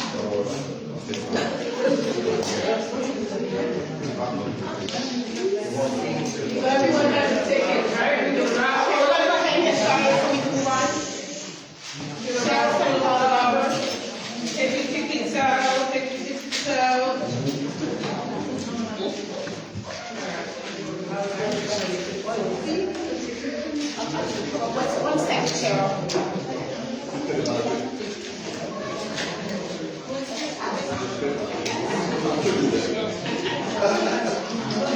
raise your hand.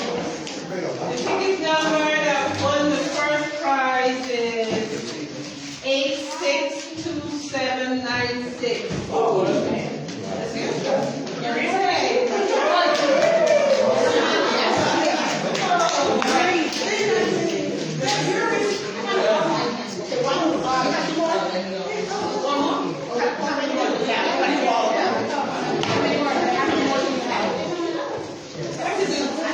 Okay, three more.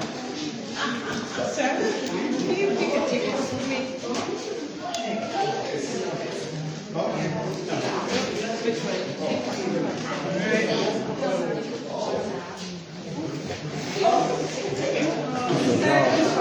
you're doing a good job.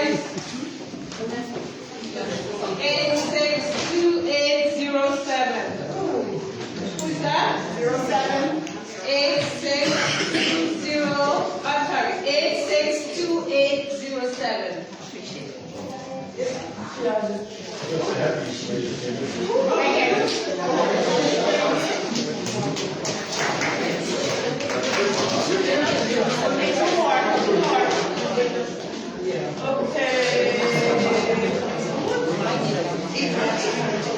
Yeah, no, you really just need the last three digits, Cheryl. And the last three digits for the. Oh, 792, 792, 792. In the middle? Okay, so we're gonna. 862792. She had to go, she already got the price off, so we're gonna, thank you. Okay, the next one is 801. 801. Wait. No, I'm only kidding. Oh, Phil. He said he had to. I'm only kidding. One more again. 799. 788. Right here. Okay, thank you. I'll do one more. There you go. One more. Here we go.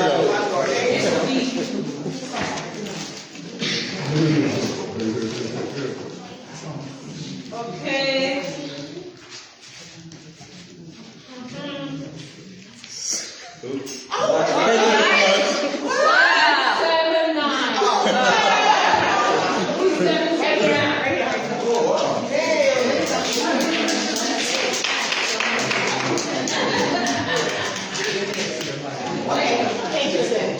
Wow, guys, wasn't that amazing?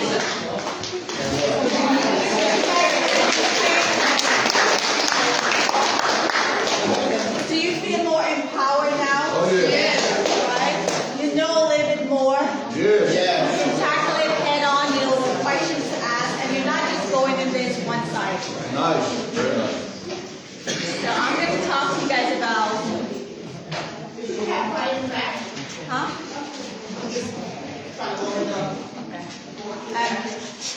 When Cheryl invited me to come out here, as an educator, I'm always ready to share information. Because I know firsthand my community, brown and black people like myself, we don't know this information. I'm really impressed with what I see. Nice big homes. I come from Brooklyn, New York, where it's a concrete jungle. We don't have a lot of space like this, so this is amazing. But the first thing that came to mind is, how are they protecting these homes? If we get sick, heart attack, cancer, stroke, which are the three leading causes, every 7 to 10 seconds, someone is being diagnosed with heart attack, cancer, and stroke. So as I look around this beautiful home, I'm wondering, are we prepared if life happens to us? We're still alive, but we just get knocked down. So how are we going to weather the storm if we were to get ill? Do we think our health insurance is going to do it? No. So how are we paying for these things? How are we paying for it? Disability. Disability? Disability. Do you think disability is gonna be enough? Guys, whatever you have right now, I don't know personally, I don't know any one of you personally, but I can tell you whatever you have is not enough. And I'm saying this because I see it every single day. It seems as though what Holly shared with us today was a lot of dark stuff, right? A lot of bad things. But it's things that's going to happen either way. You just have to prepare for it. So as I fly back to New York tomorrow, this month, I'm closing on a house. It really hurts. But it's an opportunity for me. And it's a loss to them.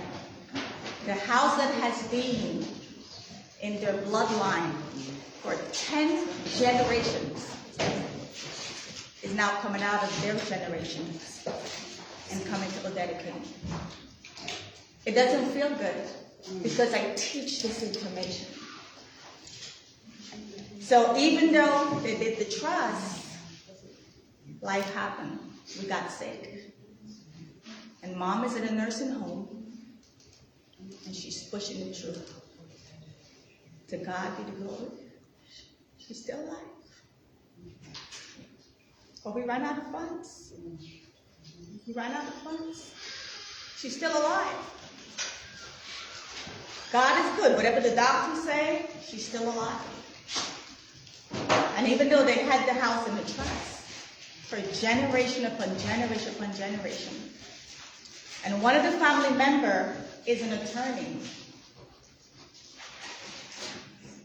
So there's a little squabble there going on too because he wants to make sure he gets his fair share. He's an attorney. He knows how to negotiate these things. But the reality is it's coming out of that family bloodline because of one thing that they missed, long-term care. We're going to get sick. We're just not going to wake up today and die tomorrow. We're going to get sick first. Unless it's a car accident and you die on the spot. So what are we putting in place if we get sick? Because there's a lot of nice, beautiful homes. I love these homes. But I would hate to see that we have to sell it. Or we have to get rid of our assets. Because we made this part of long-term care.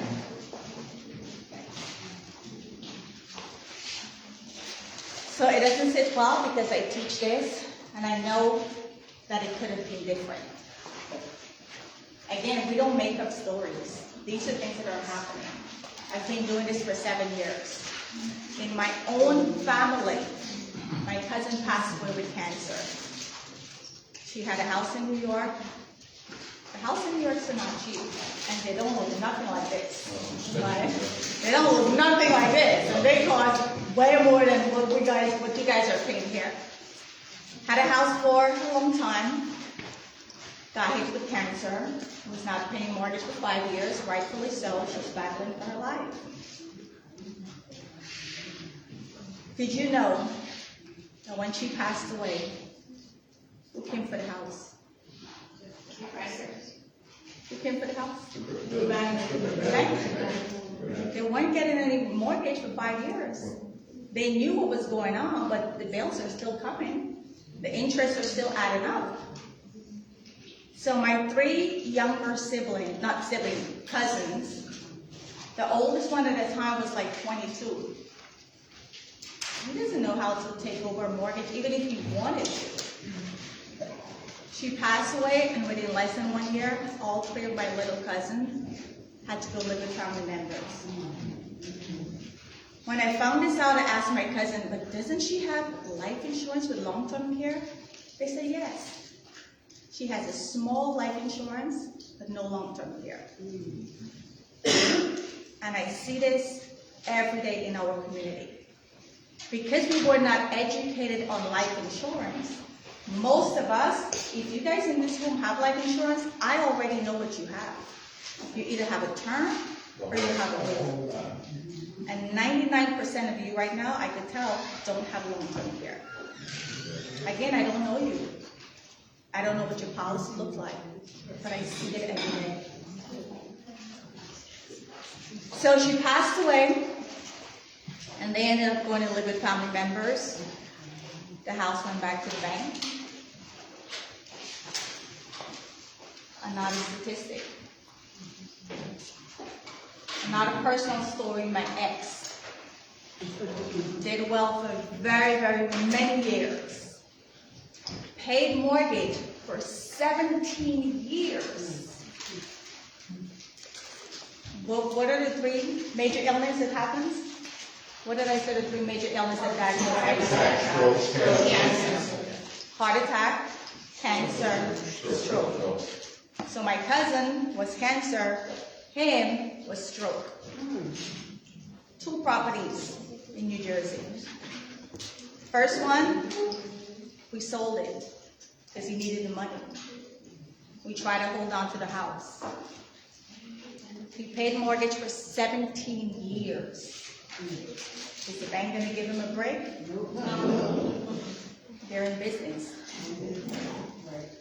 I'm from Guyana, just like Cheryl. He has assets. Those assets held him over for a couple of years. But what was the number one reason people go bankrupt in America? That Holly said. Medical. Guys, we cannot pay for medical bills in America. I'm sorry. We may think we have a lot of money, but we cannot pay for those things. And the government knows it too. That's why they're bringing these taxes that's going to mandate us to take it out of our paycheck. So, he cannot walk on his own. He cannot speak. His speech is slurred. And he's literally at the mercy of a 24/7 aide helping him. So we decided, of course it's expensive in America, so he went back to Guyana, where we have someone taking care of him, which is much cheaper than staying in America. So what are we going to do with the house? Because he's paid mortgage for 17 years, and he's not working for the last 10 years. And he can never, well, let me not say never, because with God, all things are possible. But the reality is right now, he's not able to walk. He can't even take care of himself. So, not paying mortgage for 10 years, we knew where that was going to end. Is either we lose it, or we sell and get something. So last year, they sold it. Didn't sit well, because he has a lot of kids. And now the family got robbed from generational wealth. Another family got forced to sell something that they did not want to. He didn't have a trust, and like many of us, he didn't believe in a will. Because when you tell somebody that these things, they think, oh, you're trying to kill me? Or they think they're going to die sooner because we're doing these things. So he never believed in it. And yes, he had a life insurance like many of us, but it was a small policy, nothing to do with long-term care or living benefit. So 2 properties went down the drain. He's in Guyana, he has a house in Guyana, it's paid for. He's living his last days in Guyana. Did it have to go that way? No. It didn't have to go that way. And this is what we see when we sit with families. Things are happening, and because we never planned, it's just happening. Life is slowing us down. So, I want to talk about some current challenges. And again, we are here to financially educate you. We're not here to sell you anything, because we know that when you know better, you're going to do better. We need financial education. I graduated from NYU, never took a personal finance class. I teach at 2 universities in New York. And still, personal finance is not mandated. It's not mandated. You could go to school for like forever And they're still not gonna tell you take a personal finance class. So we graduate with huge student loan, we get a job, and we don't even know how to manage our own money. So here are some current challenges. 12.4 billion is being paid in excess fees. Guys, we're broke. I didn't say it. I'm just reading the stats, and based on when I speak with clients, this is why they're broke. We're already broke, and they're still getting 12.4 billion from us. Excess fees, bounce check, overdraft. And then there's help for the wealthy. This is why I will forever speak to people who look like you and me. Because help is for the wealthy. If you have $250,000, you're going to get the information that I'm teaching for free. If you don't have $250,000, you're not even getting an appointment. So there's help for the wealthy. Charles Schwab, Merrill Lynch, Fidelity, all of these guys. You got to have $250,000 to go to the corner office and sit with them. And when you go to the corner office and sit with them, they're not going to educate you. They're going to show you strategies to grow your money. 63% of us, Americans, can't even afford $500 emergency. So when life happens, what's the first thing we swipe? Credit card.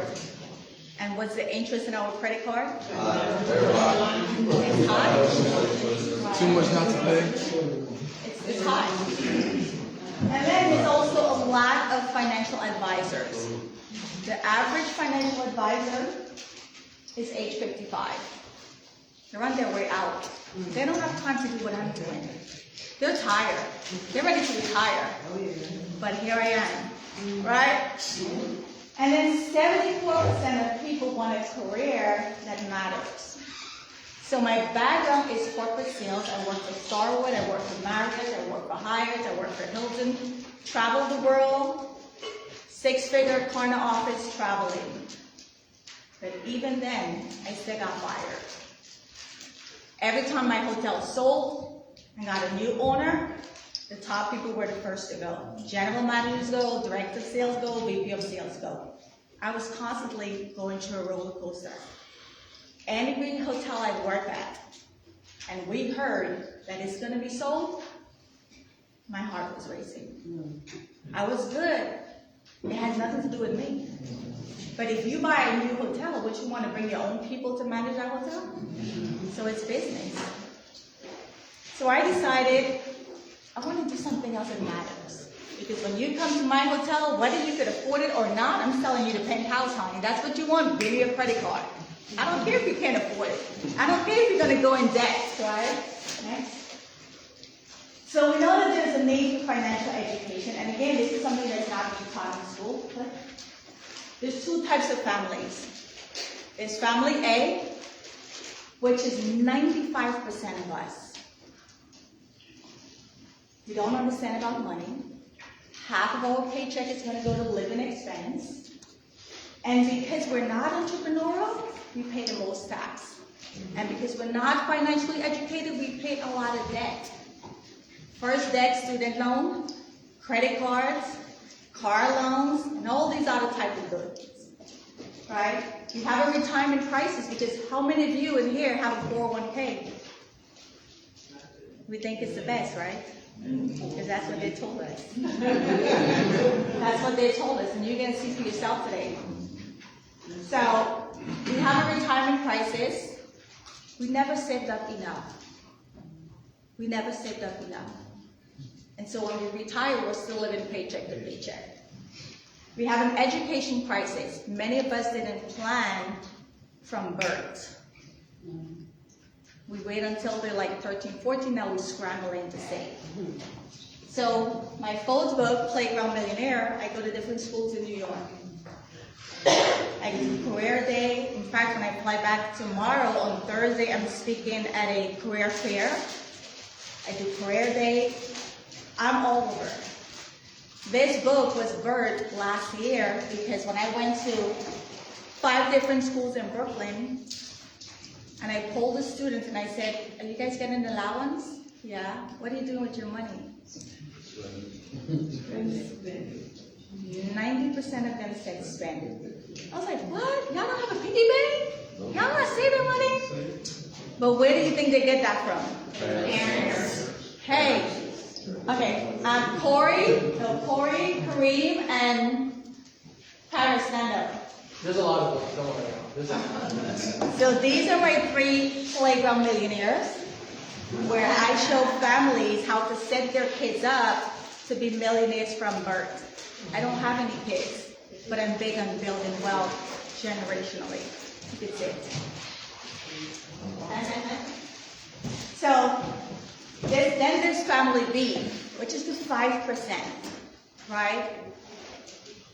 They understand how money works, or they have someone like me or a financial advisor who is showing them how to grow it, how to keep it, how to protect it, how to preserve it, and ultimately somebody like Holly, how to pass it down.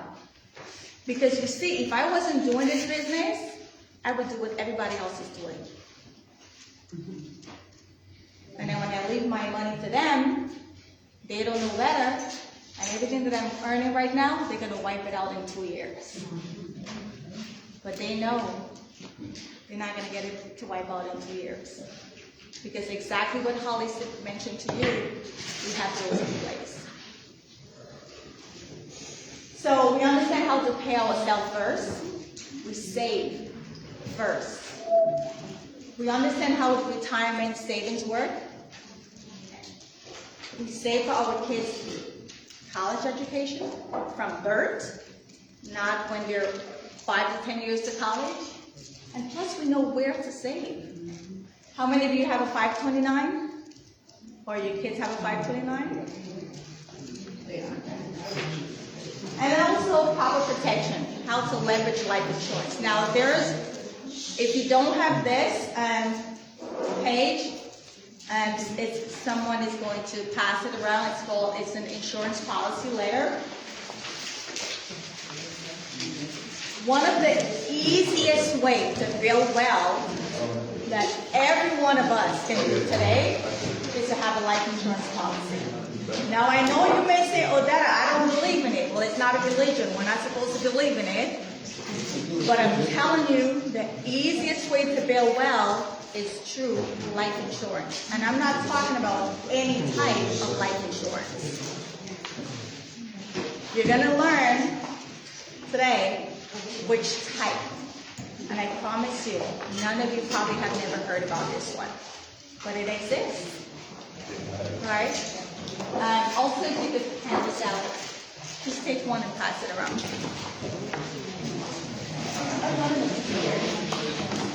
So we're going to talk about 3 rules to money. And again, this is financial education. 3 rules to money. When you understand these 3 fundamentals of how money works, you're going to look at your money different from today.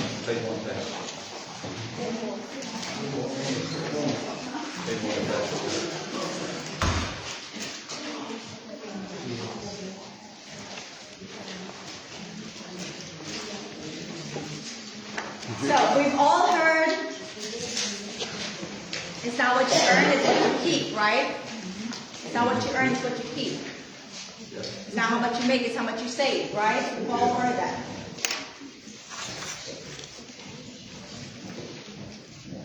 If you're in stacking, you're dropping. Yes, we have to save money, but the bigger question is where? Where are we going to save this money? First rule to money is understanding compound interest. We've all heard about Albert Einstein, right?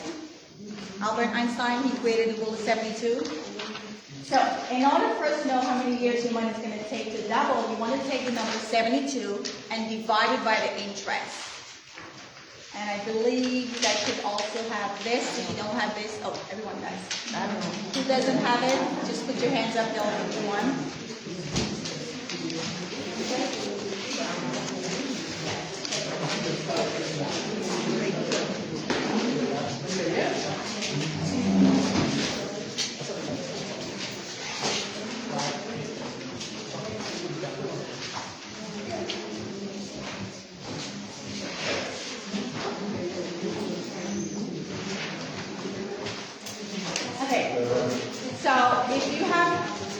if you have your money earning 4%, and again, I'm not talking product, I'm just saying basic, right? This is just basic financial education.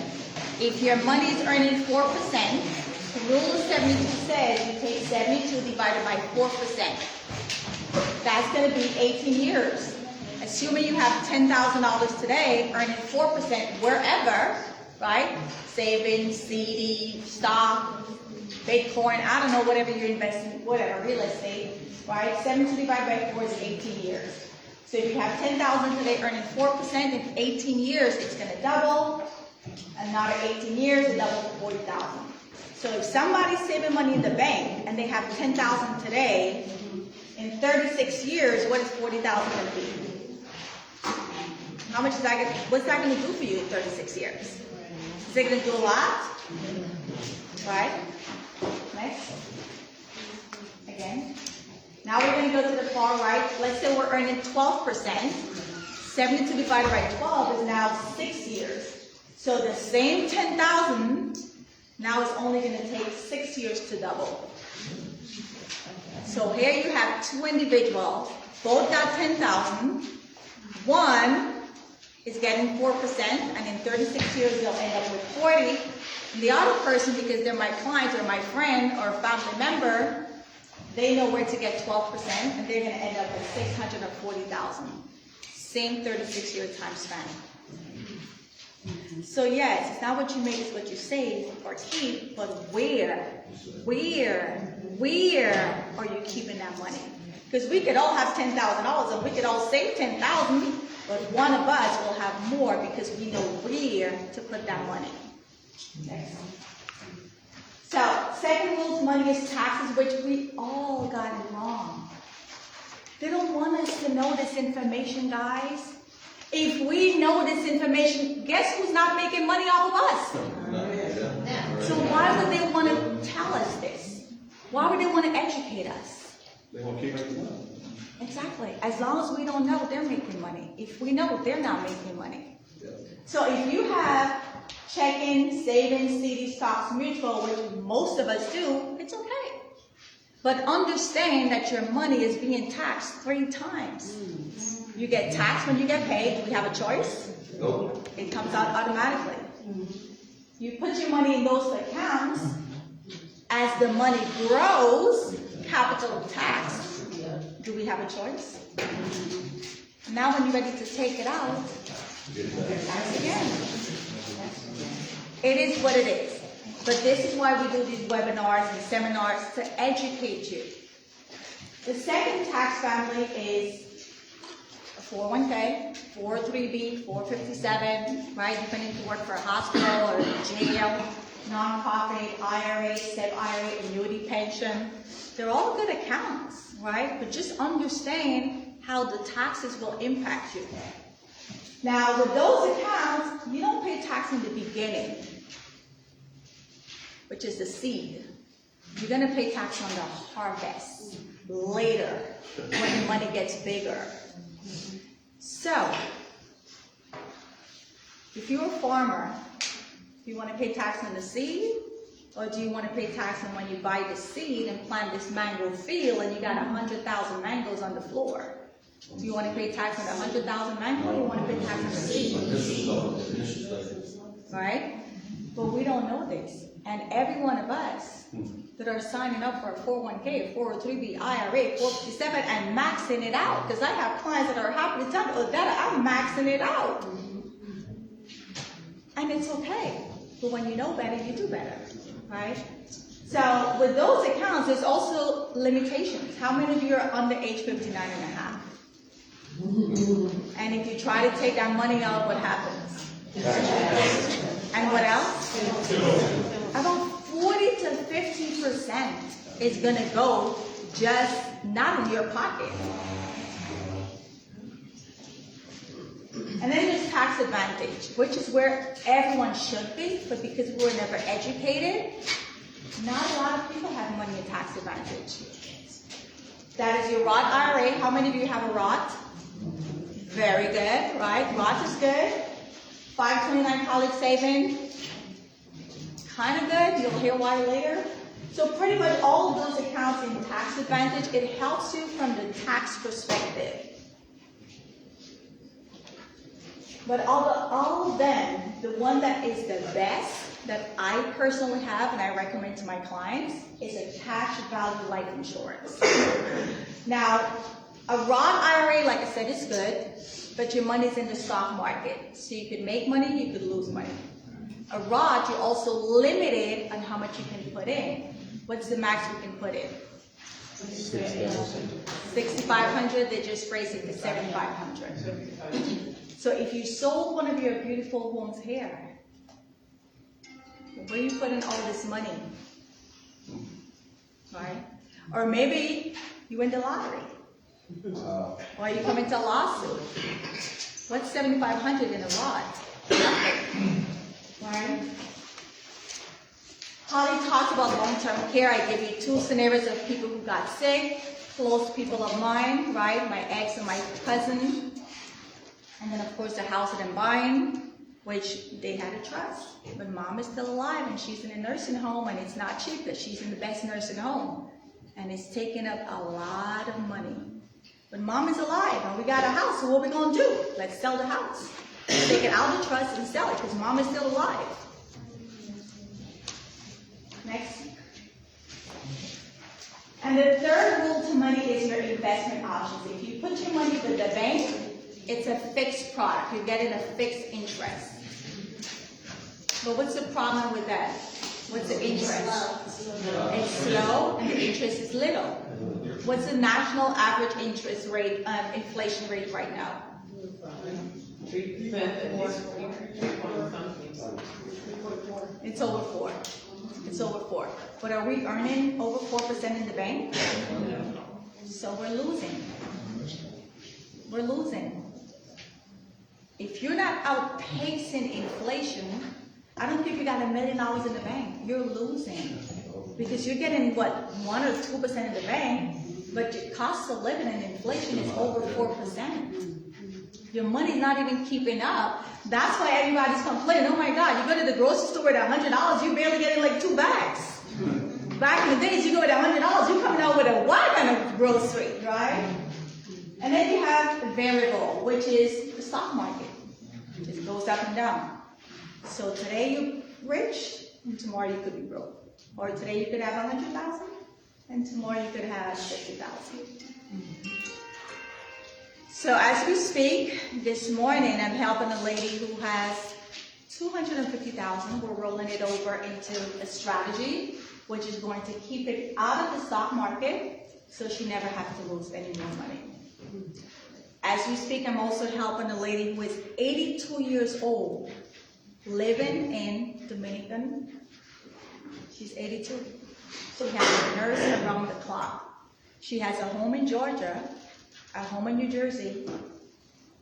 But guess what? She still needs more money. That's why she moved back to the Dominican Republic. Because if she had to stay in New York or stay in those homes and pay long-term care at a facility, she's going to be broke soon. So how did I meet her? The client that I helped referred me to the daughter. The daughter told me this is what's going on. My mom has all these assets. And I was recommended to you. What can we do for her? It's a lot of work, guys. It's a lot of work. But you know what? I'm helping an 82-year-old woman. So variable, your money goes up and down. Yes, it could grow, but there's no safety. I don't know about you, but I want to be rich and stay rich. Do you guys want to be rich and stay rich? Or you want to be rich today and broke in 5 years? Right? But this is what's going to happen with the variable account. We don't know. We don't know what the stock market is going to do. And then you have index account, which is, if you don't have one of these, right, make sure you grab this. So index account is a type of life insurance. It's called IUL. IUL stands for Index Universal Life. Most people do not know that you can save and grow your money with insurance products. With those type of products, your money is safe and your money is also growing. So you never have to worry about losing when stock market go down. It's called an IUL, Index Universal Life. Next. Now, here are two credible sources. So it's not coming from me, so you don't have to say, well, I don't know, she's probably just making up some stuff. No, I'm not making it up anything, right? We have Time magazine that talks about the 401k. And it says here that the 401k is a tax code given by the IRS that allows them to tax you on the harvest. So now that you kind of understand a little, do we want to pay tax now on the seed, or we want to pay tax on the harvest? And if we're going to pay tax on the harvest, do you have any control how much they're going to take from your money or your ears? No. And do we know how much tax is going to be in the future when you're ready to retire? We don't know. We don't know. All right? And then there's also an article by Forbes magazine that talks about the IUL, Index Universal Life. Why Index Universal Life Insurance might be the new 401k. You guys can Google those articles. And here's a third book, because I'm an educator, I love to read, right? This book, I wish I had wrote it, Jake Thompson, wow, phenomenal person. He's not a life insurance agent. He's not a financial advisor. He's just sharing information like me, right? And in this book, it talks about how the wealthy use life insurance. How the wealthy use life insurance. Not poor people, not the average people, not the people like me, right? Wealthy people. How they use life insurance, because like I said, every one of us can control our future and create the wealth using specific types of life insurance. Now, not only the average person can do this, but the banks are already doing it. So when you and I put our money with Chase, Bank of America, Wachovia, US Bank, Capital One, and all those banks, they already put in their money there. So all I'm doing is educating you guys to go put it yourself, so you can get the 12% and not the bank getting the 12% and giving you less than 1%. So here are some banks. And by the way, these numbers are much higher, because by the time this book was written, it's like 5 years ago. These numbers are higher, right? So this is how much banks have in life insurance assets. And it says there it is not insignificant that banks place billions of dollars in life insurance. It's a reflection of the value they place on this powerful asset. For banks, it provides the ultimate in safety, stability, and growth. Isn't that what we all want? We want stability in our money. We want growth in our money. We want safety in our money. Well, I'm showing you right now where the banks are doing it. So if the banks are doing it, why aren't we doing it? The reason why we're not doing it is because we do not know. And we do not know what we do not know. And if we do not know, even though we have this amazing house, we're still going to be broke if we don't have the information to protect that house. Right? And why does the bank tell us you got 30 years to pay the mortgage? Why don't they tell us there's a better way to get out of it sooner? Exactly. But not only banks, but look at all these companies. We all have products in our house today that are using life insurance. Next. Right? All of these companies. Go back.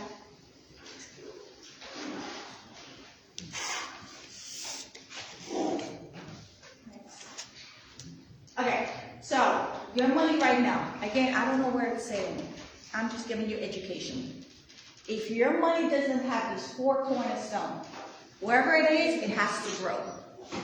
Wherever it is, it has to be safe. Wherever it is, it should be tax advantage, because $1 million in a 401k is not $1 million. Minus taxes, penalties, and fees. Plus, you don't control what the stock market is going to do. So it has to be tax-free. And then it also has to be protected. Is money in the stock market protected? Are your homes even protected? Right? So those are the 4 cornerstones. Now, my company, we do all of these workshops every single day online. Next. Those are the workshops. We have our own curriculum, our own book. We're headed on financial education. These are just some of the workshops. Next. Let's talk about our company. Aegon is one of the most influential companies. They're based in the Netherlands. They wanted to have presence in the US, and they created Transamerica, which is based in San Francisco. And WG is right here in Duluth, Georgia. This is the market and distribution platform. These are just some of the companies in our platform. Holly, the estate planning fee, she's on our platform. So when I sit with a client, I'm going to educate you first. And based on your needs, I work for you, not these companies. These companies pay me. You don't pay me, right? I'm going to educate you. I'm going to look at what you have, and I'm going to look for the holes in your finance. Everybody's situation is going to be different. It's like filing taxes. Now, for those of you who like what you see today, and you said, you know what, Adetta, I want to teach this too. I want to do what you do. I want to talk to my community. I want to learn this. Well, there's also a business side. Because you see, when I saw this information 7 years ago, I knew I wanted it for myself, but I also knew a lot of people didn't know what I just shared. Got my license in the financial services, state license, background check, fingerprint. You can get your license in under, less than a month, and you can learn this stuff. And as you learn it, you teach it. Each one teach one. I know every one of you knows somebody who does not know what we shared with you today. So if you are entrepreneur and you said, Adetta, I want to learn what you just taught us. I want to share this with my community. How do I get involved? Well, first of all, make sure you get in touch with me. We set up a one-on-one. We see what you're, where you want to go with this. Once you become licensed, like myself, you can teach this. Not just in Georgia, but in everywhere. Last week I was in Las Vegas, no, not LA, and next month I'm going to Nashville. Like, there's something every month. And I came here last night, met some folks at a gala. They want me to come back in 3 weeks to do some stuff. Guys, people need this information. So when you get your license and you decide, you know what, I want to do this too, this is just some of the compensation. When we educate a client and we sit with them, everyone starts as a trainee, which is the entry level. You implement a strategy, you help people save money, not spend. And if they save, let's say on average $250 a month, and you're entry level, you make $900, 2-3 hours of your time. Now, you could be an associate, which is the next level up, 45%. The same family saving $250 a month, now you make $1350. And you can work your way all the way up to senior marketing director. So for me, the mission before the commission. I want to help my brown and black people. And I know when I help them, not only I'm helping you, but by default I'm helping your grandkids. By default I'm helping your great-grandkids. Because when we put strategies in place to protect what you have, first, if you get sick, if you run out of money, guess what? You're leaving money for the next person because you're not going to spend all your money. Or if you have a home and you don't know what to do and you pass away, your kids don't have to cry like the lady just crying, got to go to probate court to get it back. So that's my part. I will say I'm going to have a survey going around. Just let us know what you're interested in. And once you fill this out, all of you should have my contact info, but if you know, I can give it to you right now. It's 973-842-7927. It is also on the back of this IUL flyer. If you have one, it's on the back. 973-842-7927. I'm very active on social. In fact, we're streaming live on Facebook. I'm on Instagram, Facebook, Snapchat, YouTube. Get in touch with us. Let us know what you need help with. And like I said, everybody's situation is going to be different. Some of you might be thinking about yourself, what's going on with my retirement, what's going on with my house. Holly talked about long-term care. You do not wait until you get sick to apply for these things. You apply for these things while you're young and while you're healthy. And again, 70% of us are going to require long-term care. So if we know it's coming, it's just a matter of when you want to put things in place today. If nothing happens, didn't lose. It's better to have it and not need it than need it and you can't get it.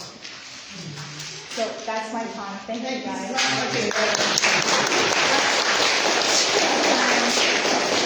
Take one and pass it around. A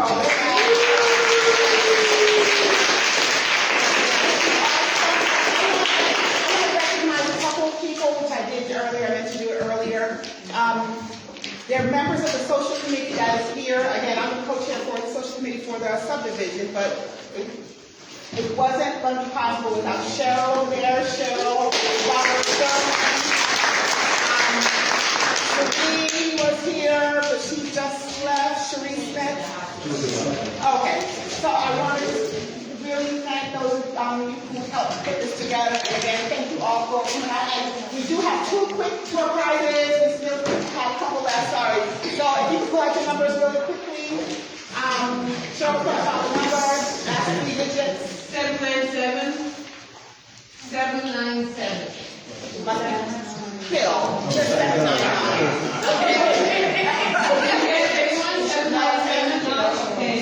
Add 2. 800. Oh, subtract 1. 800. It's my ticket, but it's There you go. Okay, last one. Last one is going to go to 781. There's one more left in there for me. And then last, thank you guys so much. I really,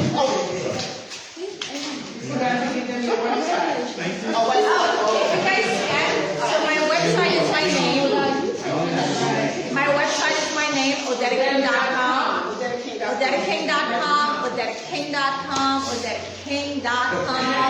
It's my full name, and if you scan that code, that's going to hop you into my calendar if you want to book a consultation. Again, we do not charge for this. You're not paying me for anything. I review whatever you have. If you have life insurance, I review it. You have your 401k, I review it. Whatever you have, we review it and we give you an unbiased opinion because, again, we believe in integrity and it's about education first. Right? It's about education. thank you guys so much. Part of the social committee, we have different events. Just a plug for the social committee. We have different events going on throughout the year. This is one. We have other what we call learning series. On the 23rd of March, we have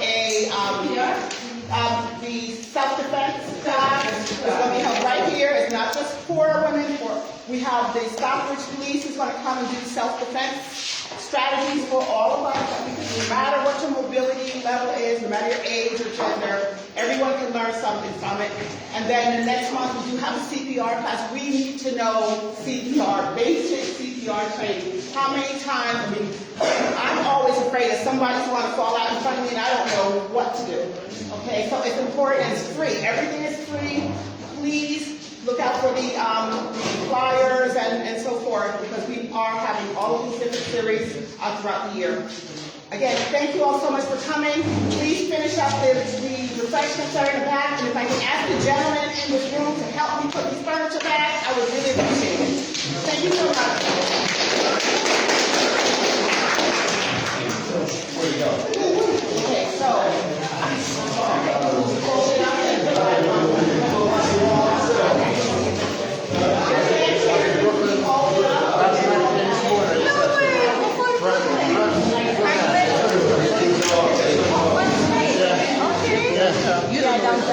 What were you doing there? My cousin's 75th birthday.